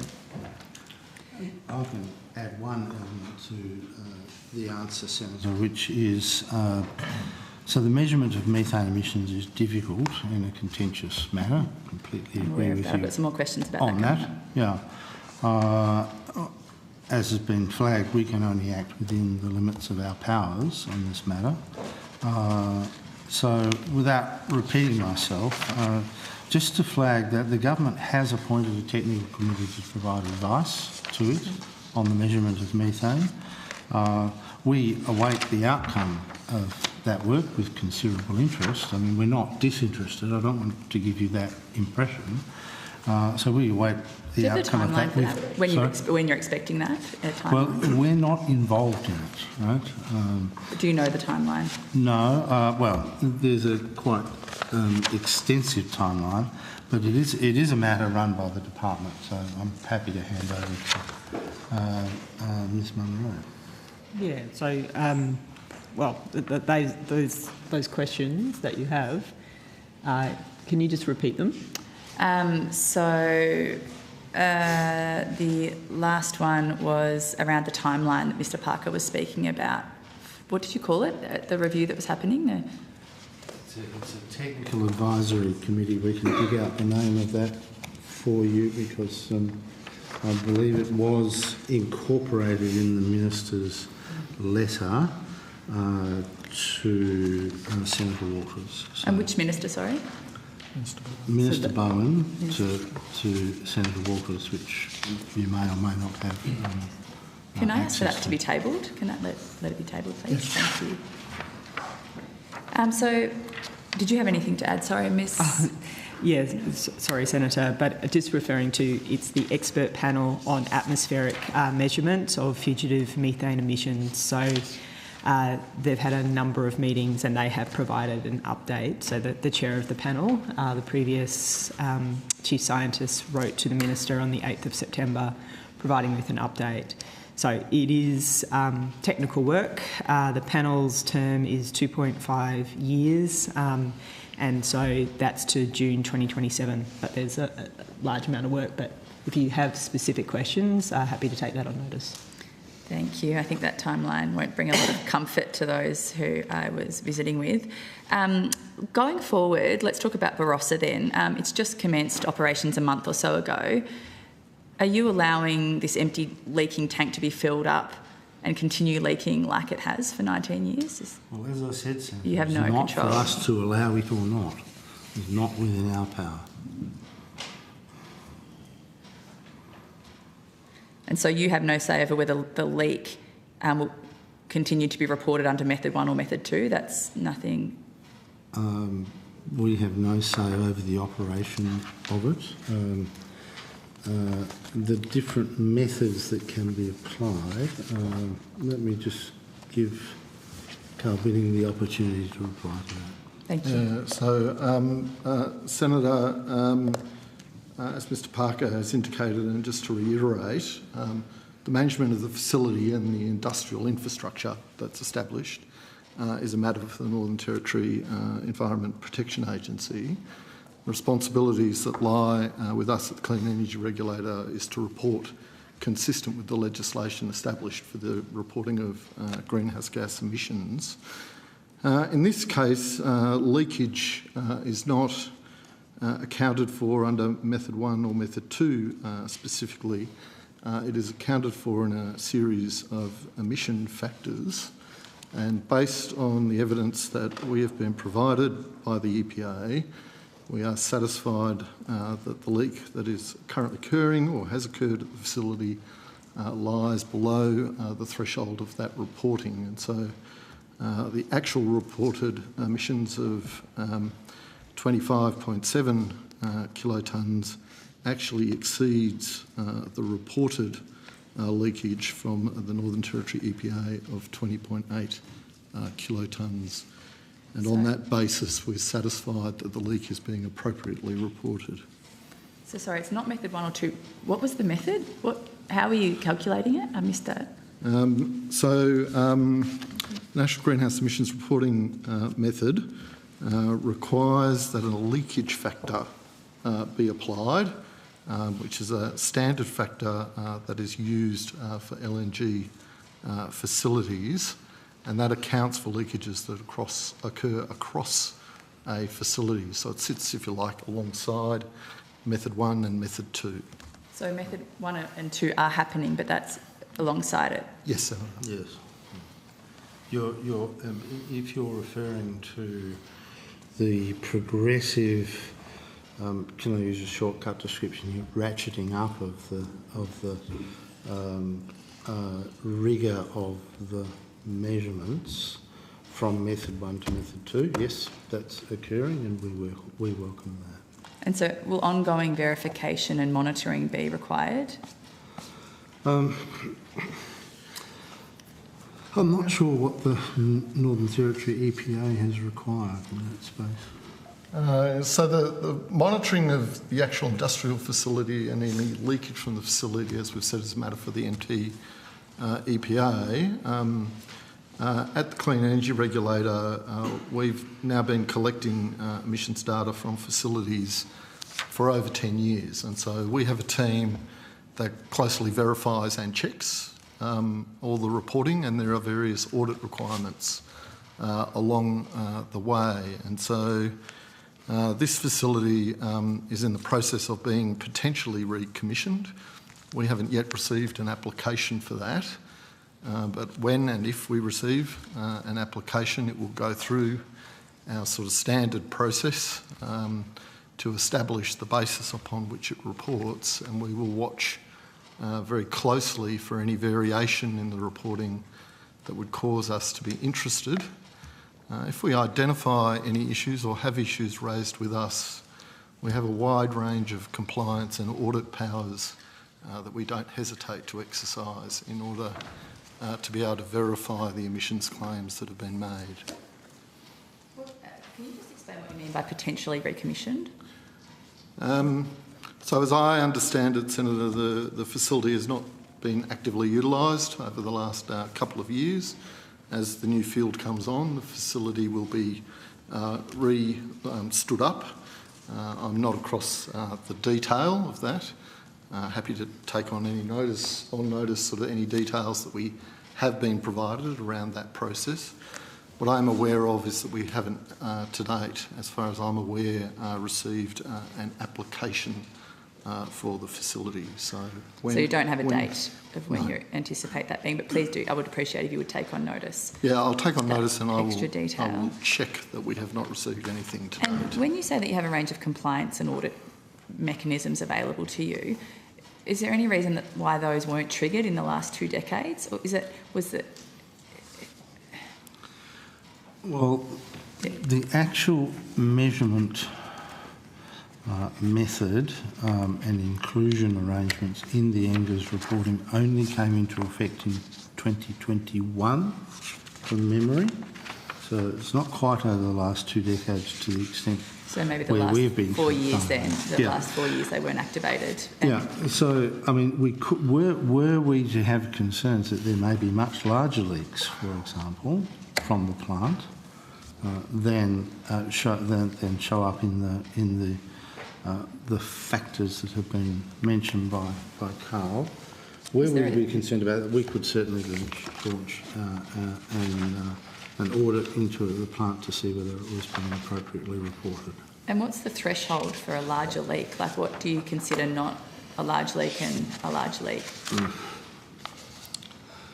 So it will really come down to a judgment on the basis of our assessment officers. So we look at the overall scale of emissions from the facility, we look at the reported emissions and how they relate to the expected emissions or any intelligence we have about variation in those emissions, and then we will make a determination whether we seek further auditing or further information from the facility. And I'm certainly very confident, Senator, in the integrity of that process as it's been running and established for many years now. Can you please provide that data that you received on notice so we can actually understand what that threshold looks like and what you based that decision on? Senator, we're bound by certain requirements in the information that we can release, but I'm happy to take on notice the information that we can release in relation to the facility will be made available. The essential story is set out in the letter which we've tabled. Okay, and if there's anything additional though, the data that we can kind of get a full picture of the threshold not being met, that would be really very much appreciated. And have your officers visited the LNG facility? Senator, I'd have to take that on notice, not in recent months. Do they intend to, do you think, in coming months? Or? So it will really depend, again, upon the judgments that are made at the time of assessing any application that we receive. And so, we regulate a large number of entities across Australia, so we take a risk-based approach to that. So, we will wait to receive the application and we'll make the judgments we need to make around its processing once we have it on hand. Thank you. It does seem like one of the bigger ones that we has come across our desk. So if you could provide any of that information on most recent visit on notice, that'd be good. I'd say not all of these large entities are known to be leaking and are being imminently filled up. So it does feel quite significant, and doesn't feel like it's necessarily getting the attention that it deserves. Will the leak be considered an incidental leak for the purposes of the National Greenhouse and Energy Reporting Scheme Act? So, as I indicated... Can I just seek a clarification? What do you mean by considered incidentally? Is there a definition in the Act that's an incidental leak? I think that there's a threshold around that, around whether or not it's considered incidental or not? So, Senator, I would have to take that specific language around incidental on notice. As I've said, that from 21-22, as Mr Parker noted, there were updated LNG-specific emission factors for liquefaction, storage and transfer, and they include a leakage factor, which is the factor that I reported the results of earlier, which indicated that the reported emissions were the actual reported emissions from the Northern Territory EPA were lower than the emissions calculated and reported to us through that emissions factor. Thank you. I'll await that info on notice. Next set of questions is still relating to Barossa.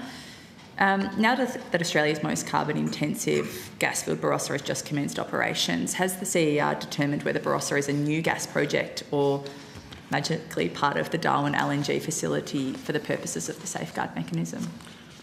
Yes, so Senator, I'll just ask one of my team to ensure that we haven't yet received the application, and I will report back later in these estimates if we have received one. Having said that, when the facility applies, we will sort of carefully take into account the application of all of the legislation. So, as you are probably aware, new gas fields are determined under the safeguard mechanism to have a baseline of 0.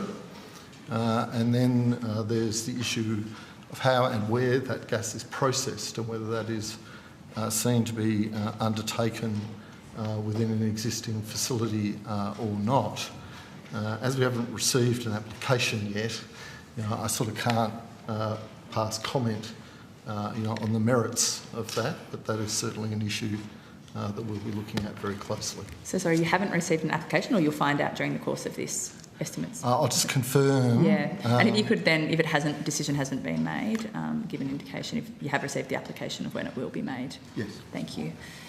According to Santos, CER said it had discretion through the legislation to determine whether a new gas field like Barossa feeding an existing plant like DLNG constituted a material change in production, and therefore the company would need to pay for its emissions above net zero. Can you confirm whether that's the case? So I'm not sure that I would use the word discretion, Senator. What I would say is we administer the law as it is made, and so we will assess the application on its merits. And as I indicated at a high level earlier, a new gas field is considered to be new and hence has a 0 baseline applied to it. The issues around the gas being transported and processed within a facility that has previously been operating is complex. And I would reserve a view until we have received an application and we've been able to consider that application in detail. But the Act does include some discretion, like discretion to be exercised. Well, I think discretion is perhaps not quite the correct discretion or however you want. We may well have to exercise some judgment, Senator, but we'll do that based on the information and the application when we receive it. And I certainly wouldn't want to prejudice our assessment or our assessment officers in undertaking that process diligently and with the highest integrity. So I suppose, just begging the question, what's the point of having that discretion or judgment as you define it when it seems like a company like Santos gets to choose whether or not it pays for extra emissions, and a Santos lobbyist complains to the regulator that it's an intolerable risk if that company has to pay for extra emissions? It doesn't... Well, Santos doesn't get to decide. Instill us with confidence. We decide. Will the CER use this assessment process to require that the leaking storage tank be repaired before Barossa starts filling it up, or you're saying you can't, you don't have any? We have no power. No power. So your power is just the compliance and audit. Okay. If I could just be permitted to a comment. There has been a fair bit of sloppy reporting around this, right? Which has then sort of led to some angry responses and statements into Parliament. I mean, my view is that's a bit regrettable, but it is as it is. I thought you meant maybe sloppy reporting of the leak, but of the actual data around the leak. Maybe a bit of both. I mean, in the media. Well, I'm sure you can imagine how it could be causing a lot of anxiety, a leaking tank very close to where many people live, and it hasn't. The missing correspondence doesn't again fill us with confidence.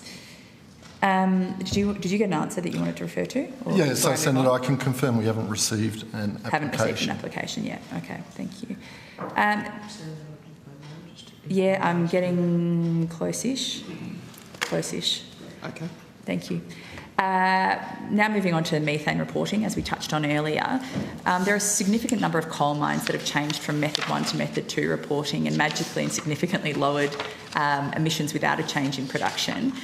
This has created lots of financial revenue for coal companies via safeguard mechanism credits.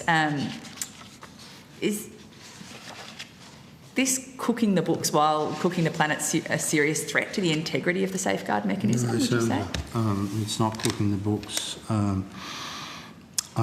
So you're quite right that there have been a number of changes that coal mines have elected to opt into, and then there is a deadline by which they have to do that. It's not a magical process. I'm sorry to react to your language. So some have gone up and some have gone down, as you would expect.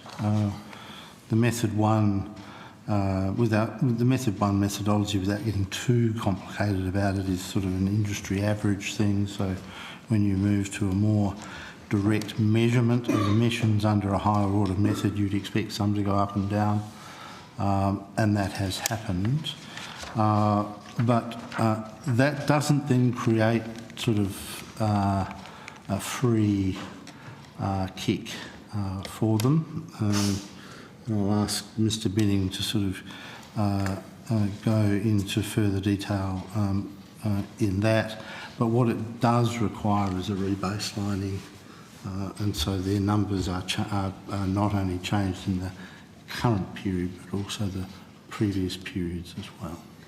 Thank you. Can I just confirm, though, that some companies have created financial value simply by changing the method?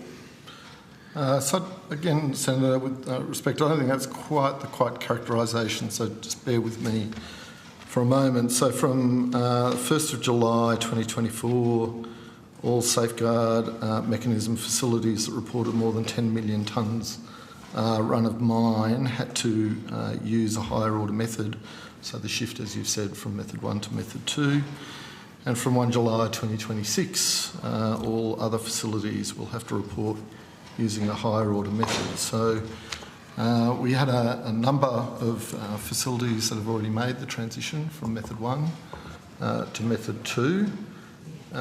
If their emissions fell, we took the decision that their energy intensity determination would be essentially re-baselined.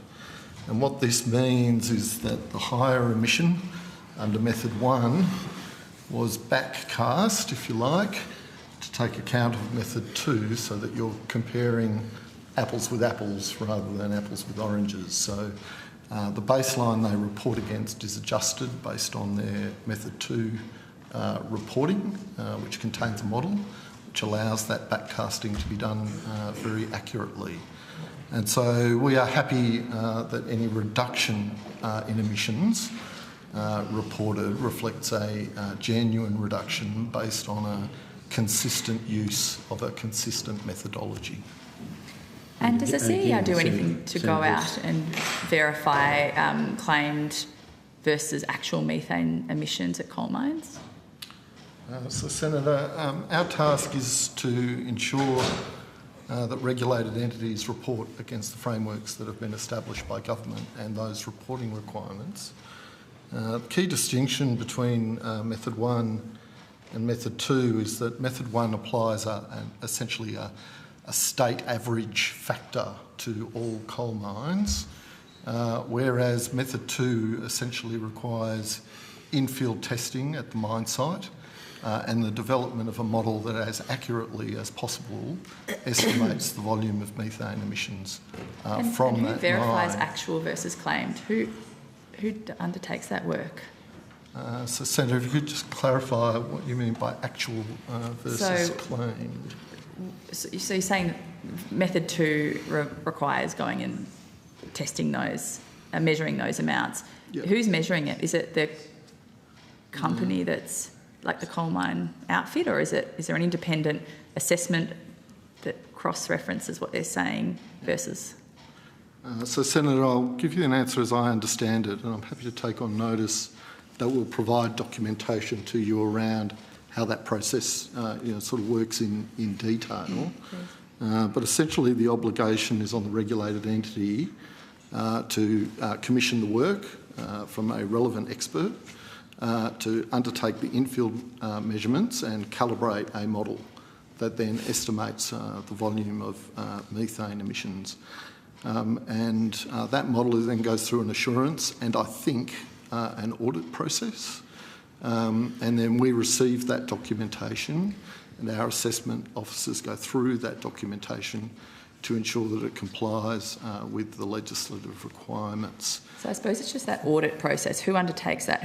How do we validate the different methods? If you could take that on notice as to that step between them measuring, that audit, and then it coming to you. I just want to be really across that. Yeah, with pleasure, Senator, and I don't want to mislead you, so I'd rather I'm happy provide on notice. Thank you, I appreciate that. And look, my final question, I'll leave the rest and put them on notice. Do these accounting manipulations flow through into our national emissions accounts too? Do you know? Senator, I wouldn't, again, with respect, accept the characterisation of manipulations. Our job is to apply the methodologies that have been established, and those methodologies are based on the best available information and the best available science.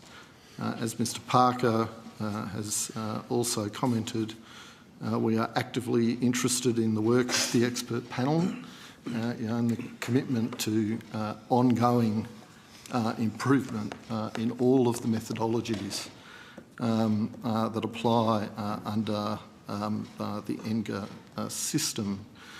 The data that is collected through the National Greenhouse Emissions Reporting process are used to inform the national inventory, which the department has responsibility for. So the insights that are derived from that data are very fundamental to the reporting of Australia's industrial emissions, and that, in our view, is perfectly appropriate.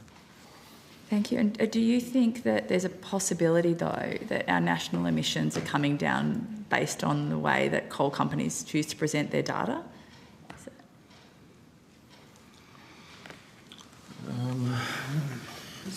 Senator, I would say not. We're very confident, in the reporting of all of the regulated entities, and it is based, as I said, on the best available evidence. And as we've discussed in the evidence sort of over the last in this line of questioning, those methodologies are aligned with the IPCC standards.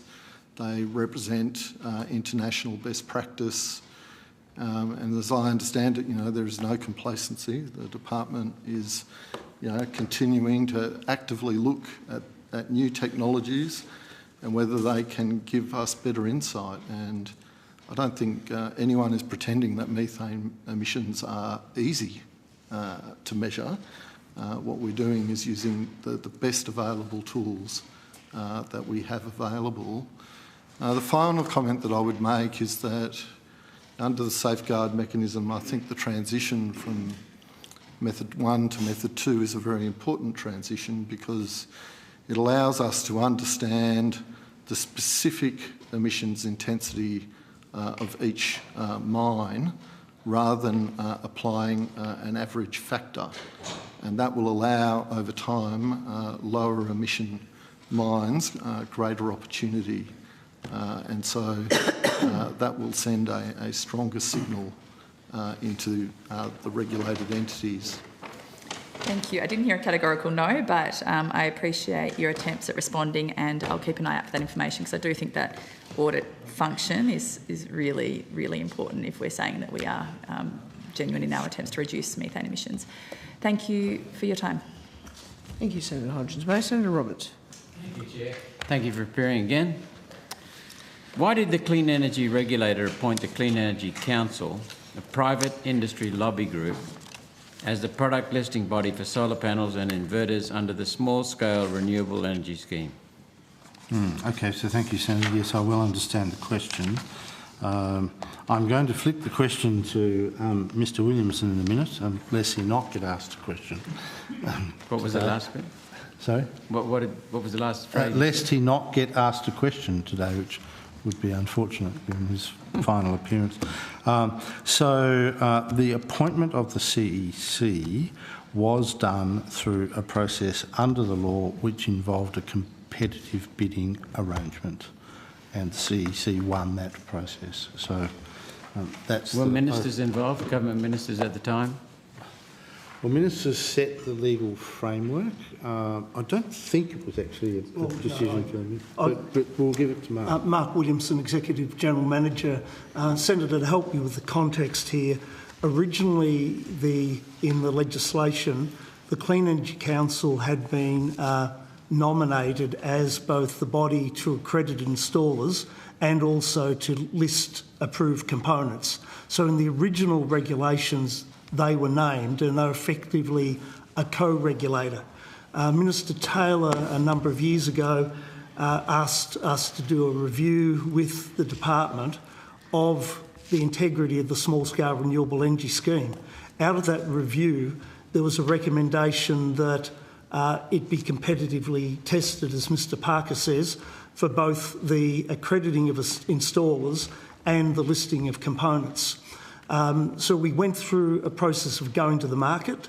The Clean Energy Council did not did not put in an application to continue being the accreditation body, and a new accreditation body was nominated out of that process.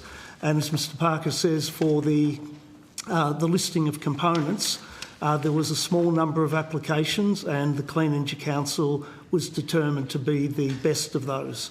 The new system, though, is we have, I guess, greater control of both the accreditation body and the listing process. They were effectively a co-regulator in the past. Now they are providing a service that we've nominated them to do. They provided service to you? Effectively, yes, we're the regulator now. We're the single regulator, so that co-regulatory model that existed before went with that process. So Solar Accreditation Australia, SAA, is the accreditation body, and that has nothing to do with the Clean Energy Council. That's, then the CEC is in fact still the listing body, but effectively they're doing that for us, as is SAA for the accreditation of installers. Thank you. What probity checks were undertaken before granting this role to an organisation that actively advocates for its members' commercial interests? There was an extensive process, and I can pass to Mr Binning, who was involved in that, but there was a very lengthy process, Senator, where a lot of questions were asked of the small number of bodies that applied, and Mr Binning was actually the decision maker, and he did not make that decision until we had done a range of checks of the application and asked a lot of questions and a lot of requests for further information. But I might throw to you, Carol, on to add anything else to that. Before you elaborate, what was your role at the time? Who was your employer? The Clean Energy Regulator. Okay. So I was the delegate for the final decision. And as I recall, the process, it's a very thorough process run through our procurement. There was probity advice along the way. A preliminary decision was made. Under the Act, we were required to publish that decision. There were then a range of submissions that were made in relationship to the proposed decision. Those comments were then taken into account and a final decision made. That decision was made against the criteria that were established for the process. Thank you. It's fairly loose, but it's a long time ago. How does the Clean Energy Regulator manage the inherent conflict of interest in allowing an industry lobby group to control product eligibility for government incentives? So we do that through the ongoing sort of governance of our arrangements. So we have a regular cadence of meetings and reporting to us. And in that reporting, what we've really sought to do over the last 18 months is there are sort of two issues that really run in tension through that product listing process. If you like, Senator, on the one hand, we are looking for those assessments to, of course, be comprehensive and rigorous, and that requires that new products, as they come into the country, are compliant with the standards that have been established for those products.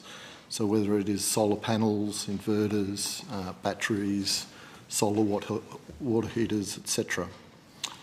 And the second, most of the feedback we got from industry was associated around long wait times for the processing of applications. So we've had less concerns, relatively speaking, with the rigour of the process and greater concerns to ensure that the assessments are processed in a prompt and efficient manner.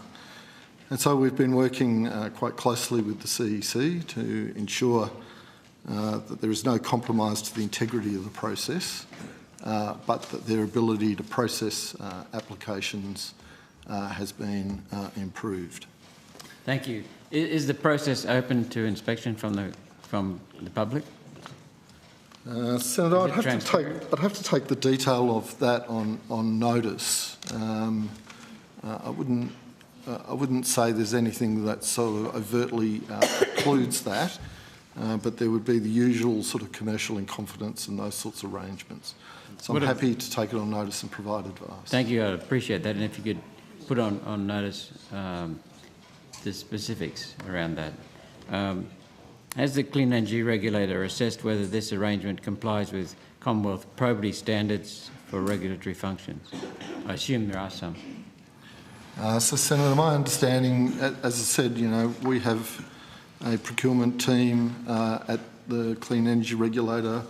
They closely observed the process and the decisions were made consistent with the requirements that are set out in the Act. If my recollection is correct, and I think it is, that this process is largely governed by the requirements that are set out in the regulations and Act. And so Mr Williams can probably add. Yes, Senator. At the time, the government at the time and the minister wanted to work within amendments within regulations. That was Mr Taylor? Correct. And so to work within the regulations and amend the regulations to give effect and not have to go back and amend the Act, that limited the way in which this could be set up. So it wasn't set up strictly as a procurement, but rather a nomination that required us to go through a set of statutory steps to go out to the market on a number of occasions. And then, as Mr Binning said, when decisions both on the product listing and the accreditation of installers, we had to actually say this is our proposed decision and invite further comments. So it was a statutory nomination process, but we did actually follow Commonwealth procurement and probity arrangements. So while it wasn't strictly a procurement, we did follow such arrangements in arriving at the decision on the nomination process. And it took a very long time, and the reason it took a long time was to make sure that the applicants were bringing their applications up to a standard where we could make a decision and get a body for each process over the line. So it wasn't fast because those initial applications weren't adequate to make a nomination. So there was a very iterative process with those who applied to make sure that ultimately they had put in a satisfactory bid that, that Mr Binning could make a decision and say that passes muster. Thank you. What governance framework exists to ensure decisions made by the Clean Energy Council in its regulatory capacity are impartial and not influenced by its lobbying activities? So, Senator, as I indicated, after awarding the role to the Clean Energy Council, an action plan around the service that they are providing has been established, and there is a regular reporting arrangement which ensures, as I said, that they're meeting the various performance targets that have been established. Thank you. Does the Clean Energy Regulator audit or review the CEC's product listing decisions? If so, how frequently and what were the findings?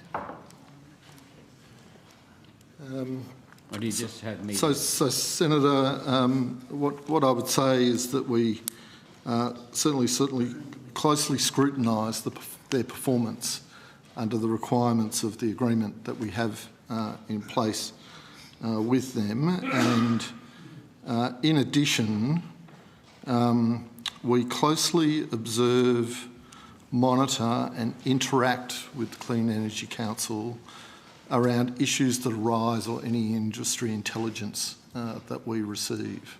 And so we will regularly be in contact with the CEC team to check and verify the processes that they are undertaking.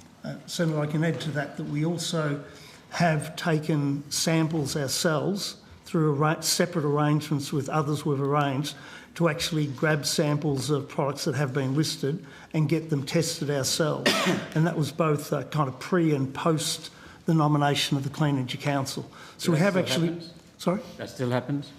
I believe that happens in batches every now and again. There are limits to the funds we have for this, but we have sampled it to make sure that, because some have claimed that companies may have had a golden sample taken and production runs may be then subsequently of a lesser quality. So we have done that, and as part of the listing process, the CEC also does more real-world sampling. Thank you. Senator Roberts, can I just inquire about how many more questions you have? Probably about another 10 minutes. So Okay. I'm happy to hand the call over. Chair, I know you've been trying, Chair, but is it really necessary for officials for outcome 2 to remain if we're going to be at least 10 more minutes with this before we get to the Bureau of Meteorology? Well, let me sound out fellow senators on that point, Minister, Sure. but I think it's a very good point you make. And okay, what I'll do is I'll put the other questions on notice. Okay, thank you. Thank you very much, Senator Roberts. I'm sure that is appreciated by your colleagues. If that's the case, then we would say thank you very much for your evidence and your attendance here today. And I will invite members, officers from the Bureau of Meteorology to the table, please. Sorry? Yeah, I mean, outcome 2.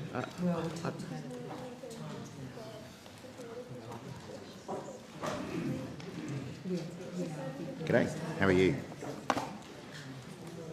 Your time has come. Many hours after you were expecting.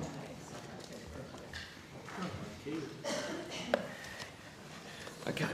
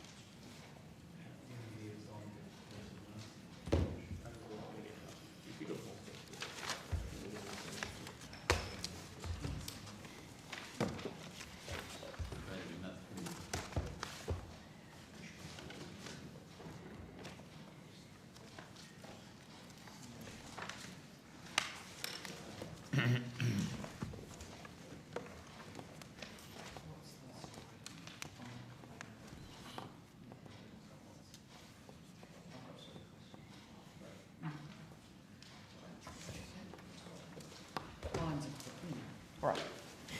Thank you.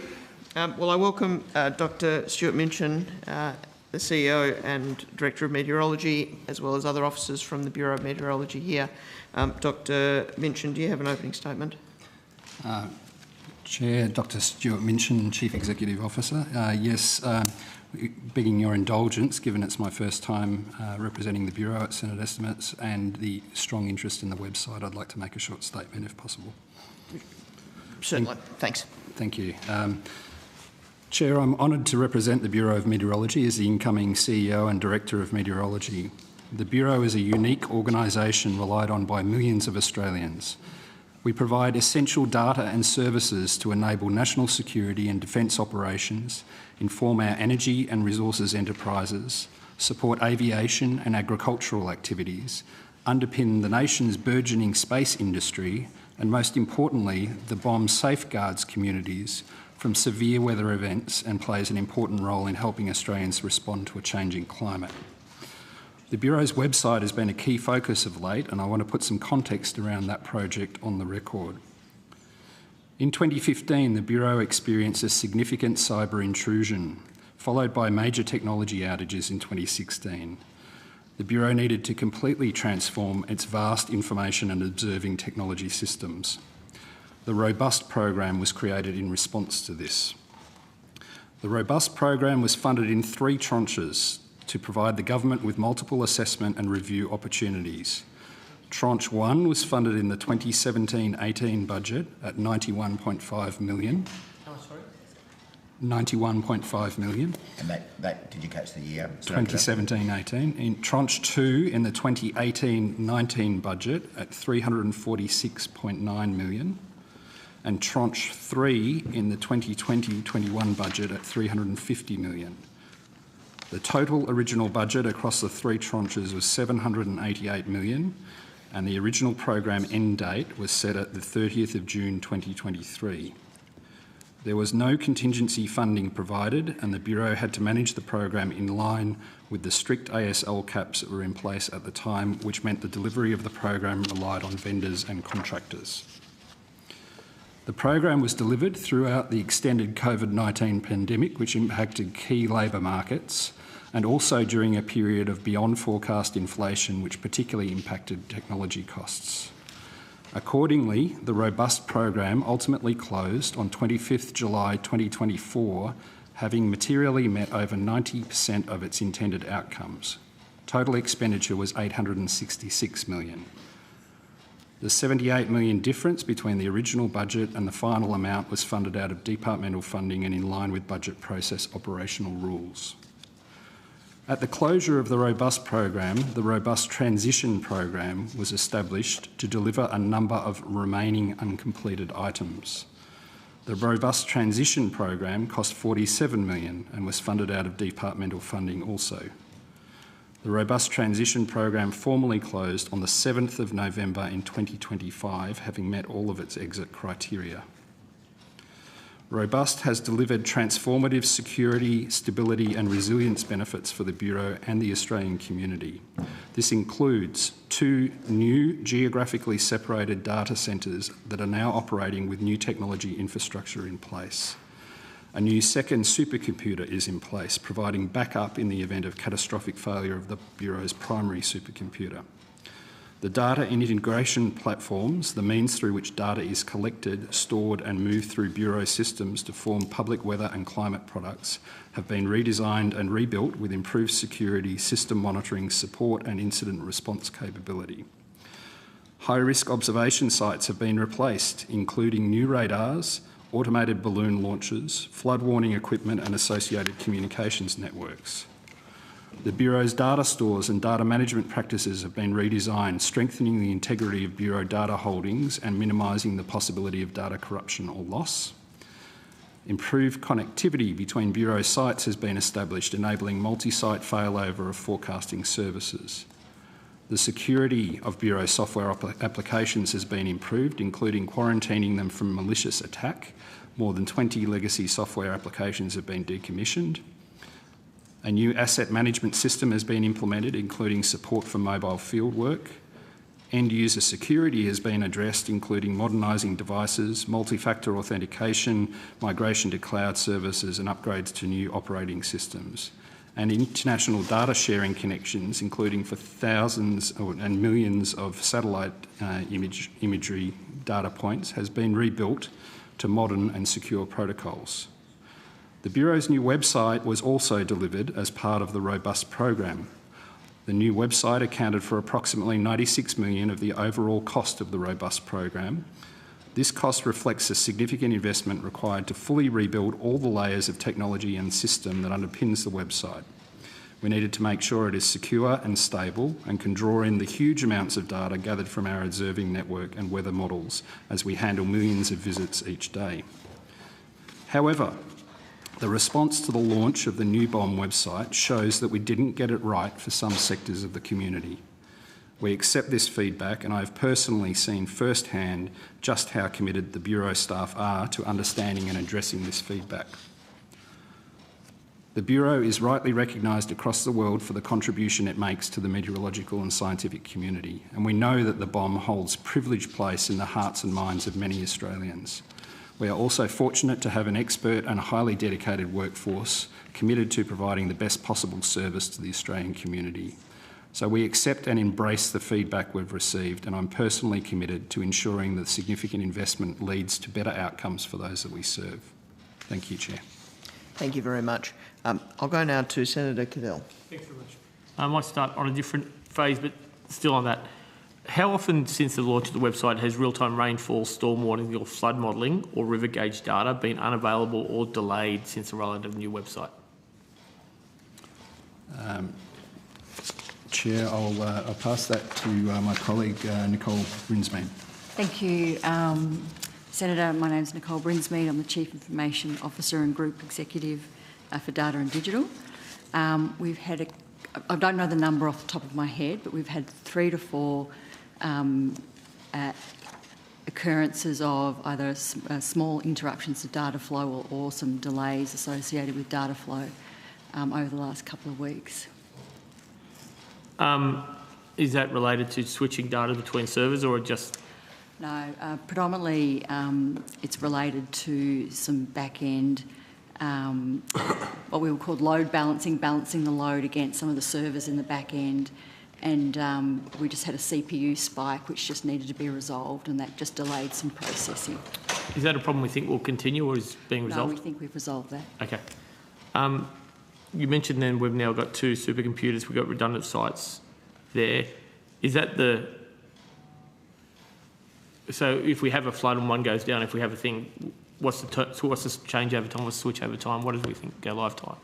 So it's about a 48-hour failover period between being able to produce models from the primary supercomputer to the secondary supercomputer. And then there's obviously, depending on what the event is, then there'll be additional time to sort of restore all the processing applications and the forecasting applications that deliver products and services. But the failover time between and being able to establish the secondary supercomputer with all the relevant data flows is about 48 hours. Okay. Just, Senator, to compare, without the second supercomputer, we might be looking at months or years to have that replacement. No, it's from an emergency management hat. These questions are all related. Not per se on that. When we're in Western Queensland a few months ago, you mentioned you've got new flood meters and stuff like that, or water height meters. A lot of them were inundated and under river height, so they failed to give data. How often do we get recorded instances where river height data, flood modelling outputs or rainfall intensity data are inaccessible? How often does that happen? I'm probably not the right person to answer that question. Is there anyone who might be the right person to answer the question? Someone's leaning forward back there, almost clothing himself. No.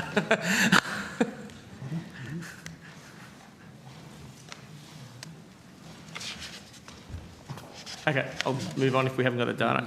Potentially on notice, can we take that? We can take that on notice. Let's take that one on notice. Yeah. Has NEMA or SES or any other body raised concerns about the reliability of BOM's digital platforms during weather events in the last 12 months?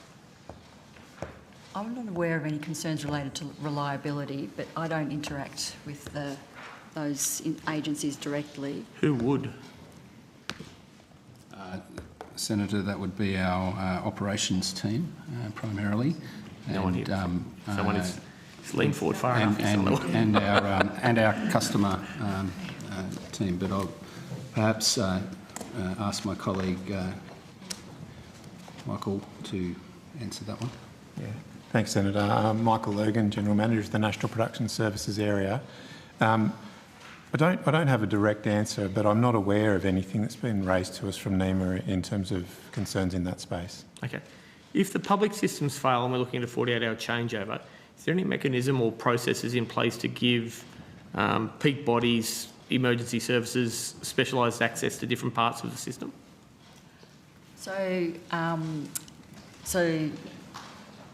There's one component to the model, us being able to produce models, but we can also source models from other international agencies as well. But also, if there's a lot of our forecasting systems and our product producing systems, we actually can fail over, and actually there's no interruption to our products being able to be delivered. Right, okay. So it does depend on where the failure is in the end-to-end flow of the data being processed and delivered. So, for example, if our Mick's probably prime person to sort of articulate that, but if our main forecasting platform that the Melbourne team are using fails, then they can actually fail that over to another state's forecasting platform. So it's sort of almost an uninterrupted failover. So I think there's a fair chance that Senator Barbara Pocock, who asked questions prior, might get to some of the testing where we go there. Do you run, I think Accenture had some of the testing contracts on your website historically. Do you test for fails of ICT as part of this process, as part of the new rollout of failures during an operation? Do you simulate a disaster or failure? Did you simulate these rolling over? Yeah, so all the systems that we produce do have a disaster recovery plan, and those plans are tested. So they're tested when they're deployed, and there's an ongoing testing regime. So one of the deliverables for the Robust Transition Program was the actual demonstration of the failover of the new supercomputer. Yep. So that had nothing to do with Accenture. Before we launched the website for beta website, we did some failover testing, and before we launched it, we did additional failover testing like recently to just demonstrate that capability was still available. I think the Black Summer Fire Royal Commission's had a recommendation. It was continuous, reliable hazard intelligence. Did you use that as a benchmark in failovers to continue to provide that as their recommendation? No, we didn't, that I'm aware of. So we came up with a set of non-functional requirements which demonstrate what the availability of each system needs to be and what the failover service levels need to be for each system, and they made up the requirements, and then they determine the design of the system, and that goes into the build, and then it also goes into the testing. So when the business were defining the requirements, some of the requirements may have been drawn from that, but I'm not aware that was a specific origin of some requirements. Did the requirements have a sort of acceptable downtime threshold? Was one of the things we looked at? So there will be some of our systems have availability targets. They vary depending on what the system's used for and what the requirements are, and that also stands for our observing systems as well. So there's not one target for all our systems. It actually depends on the system, and it depends on what it's used for. Okay. Yeah. I'm changing slightly if someone wants to come back. Yeah. Sorry, just to gauge an assessment. I have more, but I'm changing topics in here before I come back to cost. Okay. I can keep going. I'll be probably another 10. Another 10? In terms of I can be 5 if we go quickly. I think you should just keep on going. Actually, if you can be 5, and then I'll go to Senator Pocock and I'll come back to Senator Henderson. I believe some of my questions may back on Senator Pocock, so if she wants to go, and then I'll come back because it'll be costing related, I think, and contract related. Senator Pocock. Thank you. That's generous, but and thanks for being here, and welcome to the torture hall. I have been questioning for some time, along with others, the whole basket of projects under robust. And so I've got some questions about the website, but really more broadly, I feel this project has been a really, nightmare Harvard case study in contract failure, in management of contracts, failure of leadership, and completely unacceptable and unethical behaviour by the very big consultants who have been at the trough through BOM. And I think of the land and expand strategies that I believe are very evident, the panels for selection of contractors which are dominated by the big five, the predatory billing, the failure to give value for money, the absence of penalty clauses when things fall over, and the kind of path dependency which those big consulting firms mine at the great cost to the Australian taxpayer. I'm asking you, Minister, and you, Dr Minchin, whether you view this as a failure of leadership over some years and a failure of management of contracts. And I wonder what your view is overall about the lessons here for us as a public sector providing such an important service. Sure. Why don't I kick off and then Dr Minchin may care to expand. And can I, just in doing so, put on record my gratitude to all of the staff at the BOM, and I know you share that view, Senator Pocock. The BOM has been through a pretty tough few weeks. Dr Minchin has only been in the job for 3 weeks, about 3 weeks, and is certainly throwing himself at all of these issues. But I recognise that even before Dr Minchin arrived in the job, a number of other BOM staff were involved in addressing some of the issues that emerged with the website. So I think it's important to know the staff that they are supported by all of us, despite what's been a difficult time. I think you may have seen, Senator Pocock, in some of the media coverage of this lately, that when Dr Minchin started about 3 weeks ago, I met with him on his first day. I've met with him again since, and we've spoken a number of times on the phone as well. And I certainly asked him to get on top of the issues that had emerged with the website, initially around its design and some of the complaints that people were expressing, but also the costs, the contracting and that kind of thing. And I guess what Dr Minchin has been able to establish, and I think you were here for the opening statement, which sort of went through the steps about the contracting, the tranches of payments. And I guess what's clear to me is that even the original robust project, which was funded well before this government ever arrived, 3 large sums of money that were approved by the former government as part of that project, of which the website was only a relatively small component, about 10%. I guess my interpretation of that, not having been around at the time, was that that was a project that was always going to cost a significant amount of money.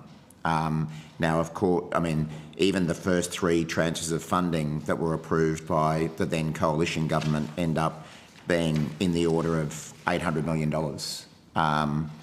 And again, to emphasise, that's not all for the website. And then, of course, there were additional extensions after the change of government, largely to deal with issues arising from COVID. But I know that Dr Minchin and his team, and Dr Minchin particularly being the new CEO, is still reviewing and looking at what has happened around the contracting of this. But I was not aware, and I'm not criticising anyone for not telling me, I was not aware, because I didn't ask the question before this, about the history of this project and how far it goes back. So I might just hand over to Dr Minchin to address that further. Yeah, thank you, Senator, for the question. What I would say is that, as the Minister has outlined, the original program was for $788 million. There was extra cost that came to bear, both through over a program of that length of time and then extended by COVID, that brings extra costs on board, and there was scope that was in delving into the systems. There were extra things found that were not visible beforehand. The the robust program as a whole, though, has undergone multiple external reviews by the Department of Finance. 8 gateway reviews have been undertaken by the Department of Finance. The most recent one finished last week, and the program received a green light from that external review, the gateway review. It's also been subject to multiple Digital Transformation Agency assurance reviews throughout the program. So the program as a whole went roughly 15% over budget when you look at the whole program end to end. And that is, I believe, well within the expectations of major technology projects, which would normally start with a 20% contingency. As I mentioned in my opening statement, there was no contingency provided for this program when it was originally funded. So to actually only go 15% over, despite COVID and the extension of the program overall, was seen through those reviews as consistent and perhaps I'll pass to... Can I just add one other point on that? And again, Dr Minchin made this point in his opening statement, that it seems curious to me that the then government did not budget for any contingency on a large IT project that was going to cost in the order of $800 million. And the other point that Dr Minchin made in his opening statement that is relevant here was that no ASL, no public servants were appointed or employed in order to manage this project, additional to what the BOM's existing staff were. And you probably better than anyone, Senator Pocock, know that the former government had a policy of outsourcing to consulting firms work for whether it be design of websites or anything, but with no public servants appointed specifically to manage the project. So to the extent that there have been cost overruns or other problems with this project, I would suggest that it might have been wise to spend a little bit of money employing some public servants in the BOM who could actually manage this project rather than requiring the BOM to manage it with their existing resources and then outsource everything to consultants. So I just want to say I'm just really concerned about what you've said, because I don't hear from either. I understand what you're saying about in-sourcing the expertise and building our public sector capability, always a challenge in a massive new project, of course. But I don't hear either of you saying that leadership failed, because I think it did. And if you look back at some of the footage of what has occurred here in estimates, it is shocking how appalling the challenge was met in terms of openness about what went wrong. But I also don't hear really from either of you about the massive, I think there's been a massive feeding on the public sector by the big consulting firms. And I don't hear you, and that I think is a major lesson for us. That's why I think as a case study of how not to do something really important, we need to learn that lesson. And I just think that when I just look at one of the contracts, let's go to an Accenture. Can I just say one thing, Yeah. Senator Pocock? You may have seen I have already made media comments in the last 2 or 3 weeks as we've all learned more about this contract. I've made a number of media comments expressing my view that all government agencies, whether it be the BOM or anyone else, need to spend taxpayers' money wisely. And, you know, I think there are some questions about how this project has been managed. I think many of them predate, you know, Dr Minchin's arrival, many of his team, this government, and the... So but please don't be under any illusions about how seriously I and other ministers take these issues. Also, to your point around the benefits that consulting firms have generated from these types of contracts, as you're aware, our government has expressed a lot of concern about that, is trying to turn that around, and this may well be a contract that demonstrates the need for greater oversight and of consultants and greater use of public sector capacity wherever possible. If I could maybe just make one comment, Senator. I wouldn't want you to get the, and I know this has been discussed in the press, but the perception that any of these consulting firms were extended and extended and extended again is not actually correct. I mentioned the tranches that were funded. At the beginning of the program, the size of the program was defined and those tranches were set. So it was not possible in tranche 1, for example, to contract someone for the full cost of the whole program because the tranche 2 was not certain at that point in time.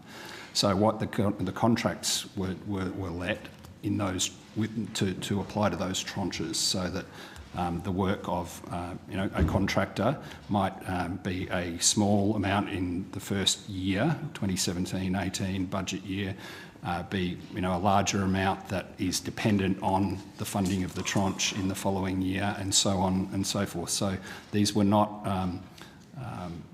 these were actually planned expansions of those consulting contracts. But there were some very significant contracts that were amended 10 times, from 31 million to 77 million. For example, I'm referring to a particular Accenture contract, CN 36233750, where the lead managing partner was Accenture. There were 10 contract amendments to that, and the current value now 77 million, 2.5 times the initial contract. It's due to conclude in August 2027, I understand. Are there further extensions coming down the pipe on that? I mean, that's an example that, the average nurse on $80,000, and if she does something wrong, she's going to lose her job.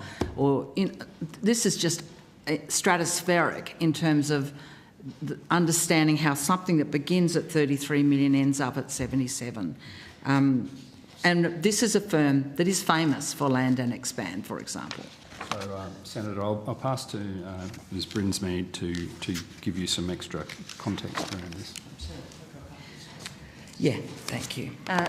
Thank you. So the original contracts and the way they were framed was for an initial piece of work, and particularly in the early days of the program, it was to sort of conduct some discovery phase so we could understand what the work following that would be. And so the extensions, particularly related to the Accenture contract, were additional work that the Bureau actually asked for, particularly as we started to understand the complexity of what we were doing. And so the full complexity of the program was not understood in the early days, and it definitely took us some time to really understand the complexity and what it was going to take to unpick a lot of the old legacy Bureau systems. And so, I do take umbrage to some degree that I don't think these contracts were as badly managed as you make out.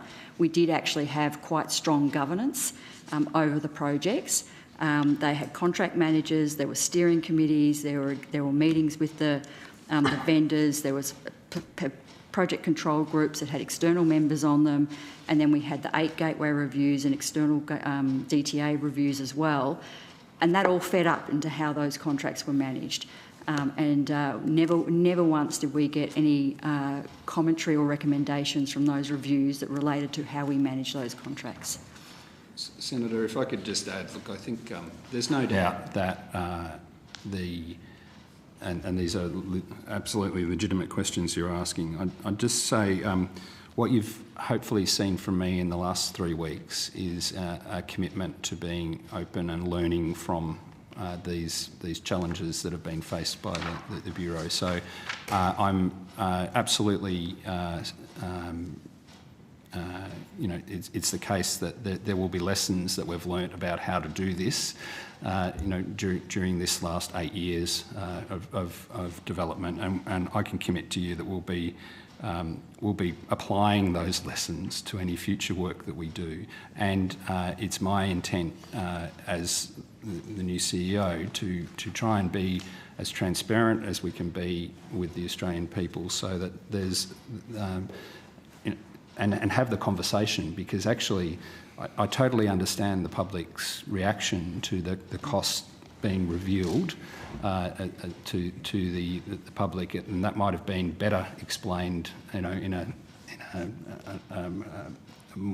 more stepwise way to explain the scale of what was being undertaken at the Bureau, which is why in my statement I've listed all of the all of the work that was done under the Robust program, which I think you'll agree is an incredible system of technology. It's not just about a website. The website was the tiny tip of the iceberg that underpinning all of that was a huge investment in technology, the likes of which have not been seen in the country before. So I think it's really I can absolutely commit that we'll do internally review what we could have done better during that time, and we'll learn from that. And I intend to be as open and transparent as we can be going forward with these sort of projects. And thank you. Okay. Yeah. Thank you, Senator Pocock. Thanks for your answers. Senator Cadell. I'm going to try and get in the speed dating round, and even though we cannot harass witnesses, I'm going to be a bit harassy. What that contract with Senator Pocock was just, what is that for? Channels marketing for Century. That's not part of the Robust program? Sorry. The contract that Senator... So the Accenture contract included the digital platform that underpins the website. It includes... So that's the contract number she said... Yep. Senator Yep. Pocock said is the website program. It is the underlying technology and the build of and also the running of the platform as well. Okay, so let's go to that. We mentioned a 10% figure on, is that not to be held, was on website. What was the interface and what was the underlying technology? Was there a breakdown on what the website was originally meant to cost between interface and technology? So the original budget for the website build was in the order of $85 million. Yep. Yeah. I'm not sure exactly what it was, but it definitely was in that. Was that broken down in interface versus underlying technology? It wasn't. We haven't got it broken down to that granular level. The challenge, Senator, is that... the breakdown of the website costs. So we can understand how that... We'll provide that as much as we can. The challenge is that there are clearly things that were directly related to the website. They're easy to include. There are other things that are platform issues that are not just used for the website, but are used for many other parts of the process. How did we come up with 96 then? What are we including? They're attributed to the website and all the sort of ecosystem that supports it, the testing, the security testing, the performance testing, as well as all the operational tools. But other expense in the background on top of that? We would have had them anyway, regardless of whether we built the website or not. Okay. But I'm sure something could be provided on notice to step that out, because there are different figures. Yes. That's it's a bit hard to follow. I'm sure something can be provided on notice. And if you refer back to the opening statement, that was an attempt to take it through it, but that can be elaborated on. Okay. When we go now, knowing that the Accenture contract that was raised by Senator Pocock is part of the ongoing thing, that says expiry in 2027. Yes, that's correct. So I thought said that this was all completed by 7th of November 25 with all criteria. So all our major contracts have a build component, which actually is the project, and then it gets transitioned to business as usual, and they actually have an operational run component. So the BAU is just maintenance and support and stuff like that. Okay. Yes, that's correct. And that contract covers the run contract through to 2027. And so I don't expect to see an amendment A10 that says the contract amendment reflects additional and unexpected complexity? Not anymore, no. That's it. Okay, understood that. Very quickly, international travel, 139 international trips were funded in the first 8 months of 25. What was the total cost of this travel? I'll ask my Group Executive for Enterprise Services to answer that. Astrid. Astrid Heward, Group Executive Enterprise Services. That was cost of travel for from which dates already, Senator? It was the first 8 months. There was 139. A question on notice. A supplementary question, SQ 25 000540. From 1 January until 31st August 2025. I've got from 1 July to 30th September 2025. Okay. That's $1,685,569. And I've got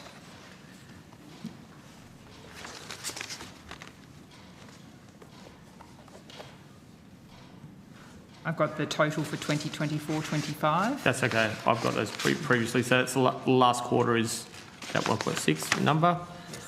When we go to the website testing, my understanding was this took a voluntary opt-in basis for testing versus the old website. Is that correct? Oh, The okay. beta testing? So this is in terms of beta testing? Yep. Yeah, so we released, so there was a number of testing phases. Yes. That included private testing where we invited people to provide testing. And then on the 25th of June 2024, we opened up the beta website for the Australian community to review, have a go at the website, give us feedback. That was available until we launched it. Okay. And that was an opt-in. So we promoted it on social media, we promoted on our old website, and people could come and use and have a explore and provide us with feedback. Okay. Thank you very much, Chair. Look, Dr. Minchin, it's very late. I just want to cut to the chase. How could $96 million be spent on building a website? I mean, that is an extraordinary amount of money in anyone's language. Well, thank you, Senator. As I've been public in the press and also in my statement earlier, it was not just what you would call a website. So it's very simple to say it's a website. The website is what people see, but underpinning that is a whole technology stack that goes from 10,000 instruments in the field that are feeding that data through into ultimately one of our supercomputers. It's being fed through multiple models. It then gets spat out into operational systems. Our meteorologists pull those models together and create the forecasting itself that then makes it into the website. And it was actually that end-to-end chain that cost the $96 million, not just the front end, if you like. Yeah. So it's been categorised in the press as being a blowout from $4 million, which was the cost of the design component only, to $96 million. That's not the case. It was actually funding that whole chain, which is a significant technology chain of processing that had to be hardened and made secure to ensure that the network of the Bureau could not be hacked again. But so are you suggesting that this is value for money? Well, Senator, I think there are no doubts that, as I said in my opening statement, the website itself and the front end has not met all user needs in the community, and there are active programs underway to improve and act on that feedback. So I think it's reasonable for the Australian public to ask us what's going on, right? But what I would say is that categorising it just as a website development that cost $96 million is incorrect. It's actually a whole technology stack, a whole process all the way through, of which the website is the final step. The final step is a very important step that the community care a lot about, and our website has 2 million hits a day from the Australian community, so it's the most used website in the country. So I absolutely accept that we have to get that right, and we have to make those improvements on the website that we've received that feedback from the Australian community. And my last question, Dr. Minchin, I have many more, but I need to wrap up. Obviously, this has caused widespread outrage right across this country, that the website that people loved, they knew, they could use, it was user-friendly, basically became a bit of a dog's breakfast. And now you're having to redesign it. How did this go so terribly wrong? Well, Senator, the previous, the website that everyone loved, the old website, was actually not, it was not accessible to many people in the community. People that have sight impairment, for example, that rely on text readers to read, it was completely unable to meet those needs.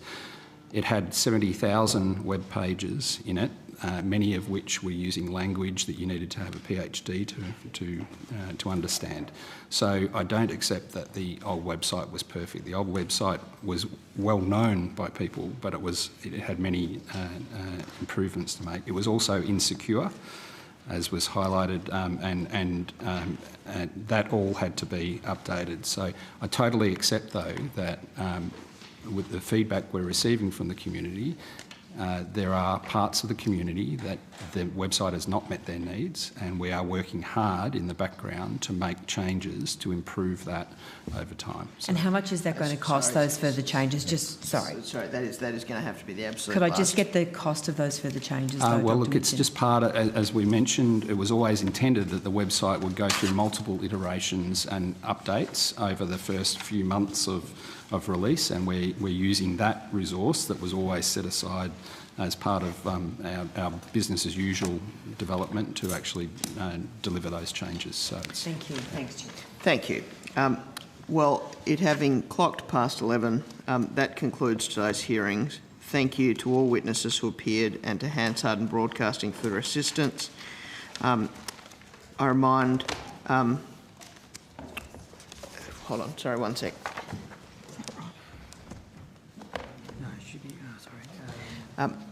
In the interim, while I just correct the notice times, can I just offer also my thanks to everyone that's worked on today, both from a witness perspective. I also thank my colleagues for their patience and their cooperation during the course of the day. I remind senators that the committee has agreed that any written questions on notice should be lodged by the Secretariat by 11 December 2025. And on that note, the committee stands adjourned. Thank you. Thank you.